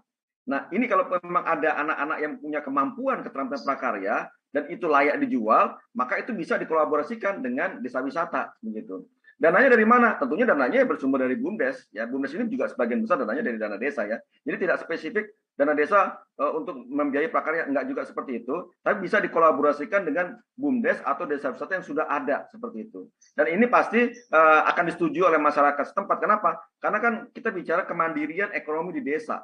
Jadi kalau ada dari desa sendiri, kenapa ngambil dari luar? Kalau ada sumber daya manusia yang dari desa sendiri, kenapa harus impor dari luar gitu? Pasti akan disetujui oleh teman-teman yang ada di desa, apakah itu aparatnya, apakah itu pengurus BUMDesnya, sehingga akhirnya menjadi berkembang semuanya sinergi untuk kemajuan di desa. Demikian Mbak Pia. Aduh, Nivia juga jadi tercerahkan nih, betul sekali. Ternyata banyak anak-anak juga yang mungkin di desa wisata, bukan hanya di Bantul ya Pak ya. Pada prinsipnya bisa, tapi harus melalui BUMDes tadi ya Pak ya. Jadi waduh keren banget nih. Jadi nggak apa-apa Mbak Pia, nanti kalau misalkan Mas Aryo butuh detailnya, nanti bisa kasih nomor saya saja, nanti kita bisa komunikasi. Kan saya juga kadang-kadang suka mampir ke Jogja, mampir ke Solo gitu, bisa aja saya mampir gitu ke sana ke Bantul gitu. Ngaten Mbak? Nah betul nih, biar ketemu sama Pak Aryo nih ya. Pak Aryo mungkin bisa bertemu dengan anak-anak hebat yang punya karya dan sudah berjiwa entrepreneurship nih. Kalau Mas Menteri bilangnya project based learning, life skill dan jiwa entrepreneurship itu penting banget karena kita sudah menghadapi persaingan global ya Pak ya. Kalau tadi kalau kita punya kearifan lokal yang bisa kita potensinya kita berdayakan, kenapa harus mengambil dari luar? Tadi kan Pak Doni menyampaikan seperti itu. Terima kasih sekali Pak Boni. Kita beralih lagi nih ke Pak Ari. Pak Ari masih bergabung lagi bersama kami. Ini ada pertanyaan untuk teman-teman Kemenpora nih. Aduh, pertanyaannya sebenarnya banyak banget, tapi kita hanya bisa memilih 3 untuk 3 termin sesi tanya jawab kita. Ini dari Pak Joko ya. Kutai Barat nih, kayaknya yang bertanya guru-guru semua nih kayaknya nih. Bagaimana kalau ada anak kampung ingin jadi atlet, apakah pembinaannya bagaimana caranya Pak? Nah, ini Kutai Barat nih kalau nggak salah nih cukup banyak masyarakat Dayak ya yang berada di wilayah cukup terpencil juga nih Pak Kutai Barat nih Pak Ari. Silakan Pak Ari dijawab pertanyaan dari Pak Joko Kutai Barat. Baik, makasih Bu Pia, makasih Pak Joko dari Kutai Barat. Pertanyaan yang sangat bagus nih. Ini kaitan juga dengan dana desa juga. Ini kan dari kabupaten kota ya, dari kabupaten. Bagaimana kalau anak kampung ingin? Ini pernah kami lakukan melalui Gala Desa. Gala Desa itu kami mempertandingkan dan memperlombakan 5 cabang olahraga sesuai dengan potensi daerahnya masing-masing. Itu ada pelajar, masyarakat umum, itu kita coba gali. Dan itu kan kita bisa kelihatan, dan kerjasama juga dengan pengurus cabang olahraga di tingkat kabupaten. Itu kan pengurus cabang masing-masing kan ada KONI di tingkat kabupaten kota, ada pengurus cabangnya dan KONI. Kami di situ juga ada yang namanya tim pemandu bakat. Pada saat itu ya, ketika kita menggunakan kegiatan Gala Desa untuk 5 cabang olahraga. Namun itu tidak bisa dilaksanakan setelah pandemi ini 2019 kita berhenti, tapi tidak patah semangat Pak. Kalau atlet anak tersebut mempunyai potensi yang sangat bagus, banyak nanti wadah-wadah pembinaan yang bisa anak tersebut disalurkan ke wadah pembinaan tersebut. Contoh, ketika anak tersebut bagus di tingkat sekolah SD, punya potensi, makanya kami nanti coba kerjasama dengan Kemendikbud dan kami juga ada pelatihan. Jadi guru-guru PJLK itu bisa membaca, bisa menganalisa bahwa anak ini punya potensi yang sangat bagus di cabang olahragaan. Ketika SD tentunya saya katakan di awal harus multilateral, tapi ketika sudah mulai kelas 6, kelas mulai ke SMP itu sudah mulai kecabangan, itu kalau gurunya pun jeli. Kalau misalnya gurunya tidak jeli dan orang tuanya yang bagus, coba masukkan di klub-klub olahraga pelajar. Kita di Kemenpora ada yang namanya PPLP dan PPLD, pelatihan olahraga pelajar ya. Itu di tingkat provinsi PPLP, kemudian di tingkat kabupaten kotanya namanya PPLPD. Kemudian untuk dari Kemendikbud ada namanya SKO ya Bu ya. Sekarang ini sudah ada berdiri di 18 provinsi dan nantinya akan 34 provinsi. Kalau itu semua mereka diasramakan, kemudian biaya disekolahkan, semua dibiayai Pak. Justru yakin bahwa atlet-atlet tersebut akan muncul dari daerah-daerah minta maaf yang jauh-jauh dan terpencil, terutama yang minta maaf juga yang ekonominya menengah ke bawah. Karena itu yang menjadi motivasi yang sangat besar sekali menjadi mereka menjadi anak yang ingin berprestasi. Contoh, saya dulu penelitian di NTT. Jadi sederhana sekali, dia ingin naik pesawat sebenarnya mau prestasi olahraga tuh. Sangat sederhana. Karena ingin tahu Jakarta gitu kan. Itu sederhana. Tapi motivasinya dia akan sangat besar. Karena berusaha semaksimal mungkin. Dia ingin menjadi berangkat naik pesawat, ingin tahu Jakarta melalui olahraga. Dengan cara lain gitu kan. Itulah. Justru diharapkan nanti ke depan Pak Joko ketika ada atlet-atlet tersebut mempunyai potensi yang di tempat Bapak Kutai Barat, koordinasikan dengan Dispora, salurkan mereka ke klub, koordinasi dengan cabang olahraga yang bersangkutan. Kalau memang mereka masih berkembang di kabupaten, dimasukkan lagi ke klub ataupun PPLP di tingkat provinsi. Kita sudah berjenjang ya. Di kabupaten, provinsi, nasional kita ada Cibubur sekarang yang dulu SK gunakan oleh PUPR sekarang lagi membangun semacam training camp yang sangat besar. Kemudian di tambahan sedikit, desain besar olahraga manajemen talenta, kita nanti akan mengidentifikasi lebih kurang 250.000 anak teridentifikasi bakat olahraga. Inilah yang akan kita salurkan di klub olahraga, di kelas olahraga, kemudian masukkan di PPLP, masukkan di SK olahraga, dan puncaknya adalah di Cibubur nanti. Saya kira itu, Bu ya. Ya, keren banget nih pertanyaan dari Pak Joko yang ada di Kutai Barat. Kemudian kita beralih ke Mas Denny ya. Pak Denny sampai emas nih manggilnya ya karena saking ya, semangatnya. Ya, gimana, Mbak? Pertanyaan berikutnya ini dari sahabat sekolah dasar terkait dari Ibu Rini Jombang. Waduh, Jombang Jawa Timur.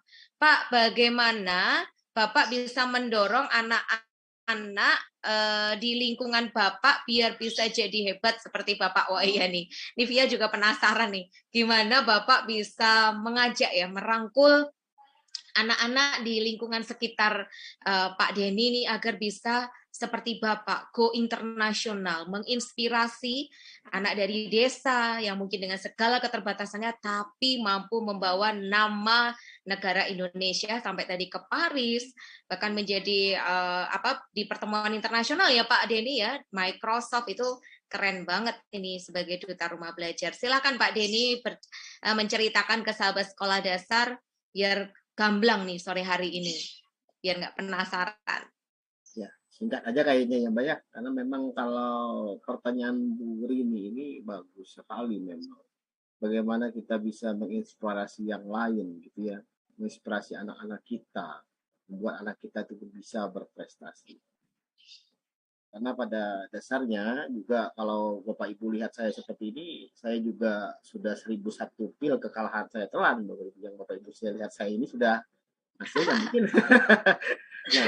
Nah, caranya pastinya kita sebagai guru harus konsisten saja ya, kata kuncinya konsisten. Apa yang sedang kita lakukan, kalau kita jadi lonceng bergemalah kita, tapi kalau kita jadi guru, jadilah guru yang benar-benar memberikan semuanya untuk siswa kita. Itu yang saya utamakan yang pertama. Pasal mereka jalan hidup mereka nanti ke depan seperti apa, yang kita lakukan sudah maksimal di saat mereka muda, usia mereka emas mereka itu ya, untuk mengembangkan potensinya. Karena kadang-kala kata Pak Ari, Pak Boni tadi, ada bidang-bidang, ada kata Bu Direktur, ada bidang-bidang anak kita itu apa. Yang kita lakukan adalah bagaimana membuat mereka cara berpikir mereka mau maju, semangat untuk belajar, semangat untuk mencoba. Jadi apapun yang mereka sukai nanti mereka akan belajar dan terus mencoba. Itu yang saya tanamkan di awal. Terima kasih.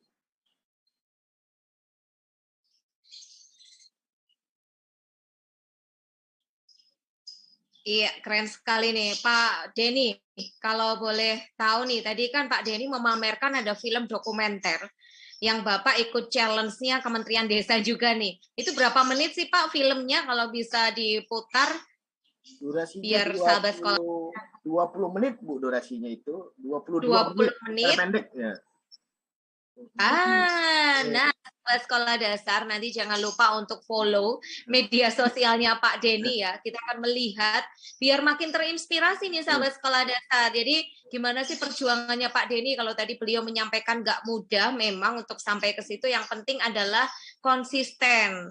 Tahap demi tahap terlewati karena segala sesuatu itu nggak ada yang instan sahabat sekolah dasar ya, butuh usaha dan usaha itu dengan cara kita masing-masing nggak bisa disamakan. Nah, termasuk nanti sahabat sekolah dasar bisa follow media sosialnya Pak Denny untuk bisa melihat karya-karya hebat beliau seperti tadi media mana saja sih yang sudah meliput prestasi-prestasi beliau sehingga bisa menginspirasi seluruh sahabat sekolah dasar, sahabat Dikbud juga di seluruh Nusantara. Baiklah, karena waktu juga yang membatasi nampaknya untuk pertanyaan ketiga kita tidak bisa sampaikan, tapi nanti kita akan rangkum ke para narasumber. Tadi Pak Ari sudah memberikan peluang ya untuk bisa berkomunikasi langsung dengan Pak Ari, bahkan Pak Boni juga mengajak sahabat sekolah dasar untuk mengikuti follow media sosialnya Kemendes nih, Pak Boni dan teman-temannya. Dan seluruh timnya akan siap membantu sahabat sekolah dasar. Jadi jangan putus asa, jangan berkecil hati ketika teman-teman sahabat sekolah dasar berada di desa terpencil ya, terutama karena siapa tahu nih bisa seperti Pak Denny. Baik Pak Denny, Pak Ari, dan juga Pak Denny, kita nyalakan kamera dulu sebentar untuk closing statement dari Via mungkin ya mewakili seluruh narasumber. Terima kasih sekali atas materinya yang sangat menginspirasi. Semoga nanti Pak Denny, Pak Ari juga bisa mengunjungi sekolahnya Pak Boni ya, Pak Boni, Pak Ari bisa mengunjungi sekolahnya Pak Denny yang berada di wilayah Kalimantan Selatan.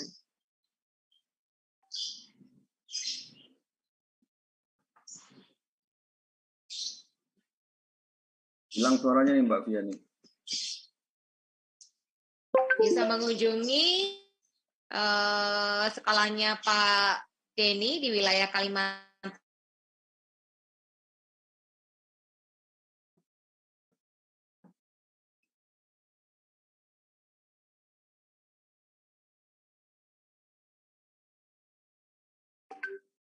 Wah, keputus kayaknya nih ya. Pak Boni, salam dari Mbak Lalu, Pak Boni. Oh, kebetulan lagi sama-sama lagi diklat nih. Iya, lagi PKN. Oh. Pak Lalu Kabalai ya? Salam buat Pak Boni katanya. Oke, salam-salam balik Kang Ari. Ya, makasih pada. Baiklah, kami mengingatkan kembali kepada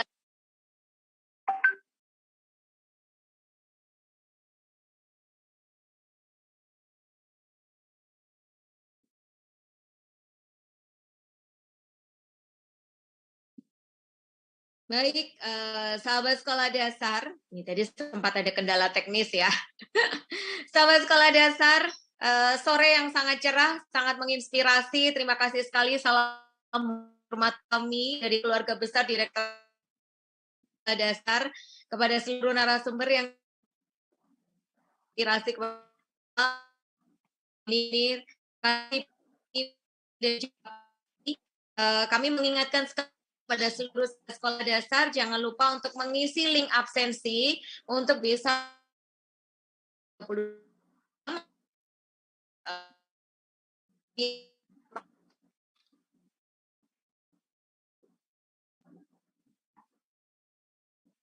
Ini kalah sama Mas Denny nih sinyalnya.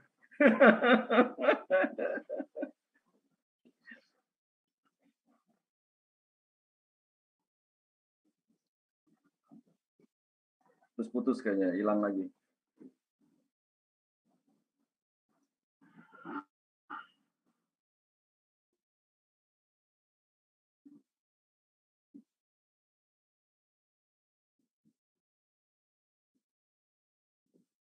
Pun keputus lagi. Baiklah sahabat sekolah dasar, jangan lupa untuk mengunduh materi dan juga mengisi link absensi yang ada di chat YouTube kami. Dan saksikan terus seri-seri webinar berikutnya, terutama bersama Kemenpora, Kemendes, dan juga Duta Rumah Belajar yang rutin kami laksanakan setiap hari Sabtu siang pukul 1. Jadi kalenderkan, agendakan untuk bisa mendengar inspirasi-inspirasi para Duta Rumah Belajar, perjuangannya seperti apa, dan juga nanti ada Pak Ari dan timnya yang akan mendampingi kita terus, Pak Boni yang tidak lelah, dan sahabat sekolah dasar, saya Via selaku moderator pada webinar siang hari ini, mohon undur diri dan mohon maaf jika ada kata-kata yang kurang berkenan. Terima kasih Pak Boni, Pak Ari, dan juga Pak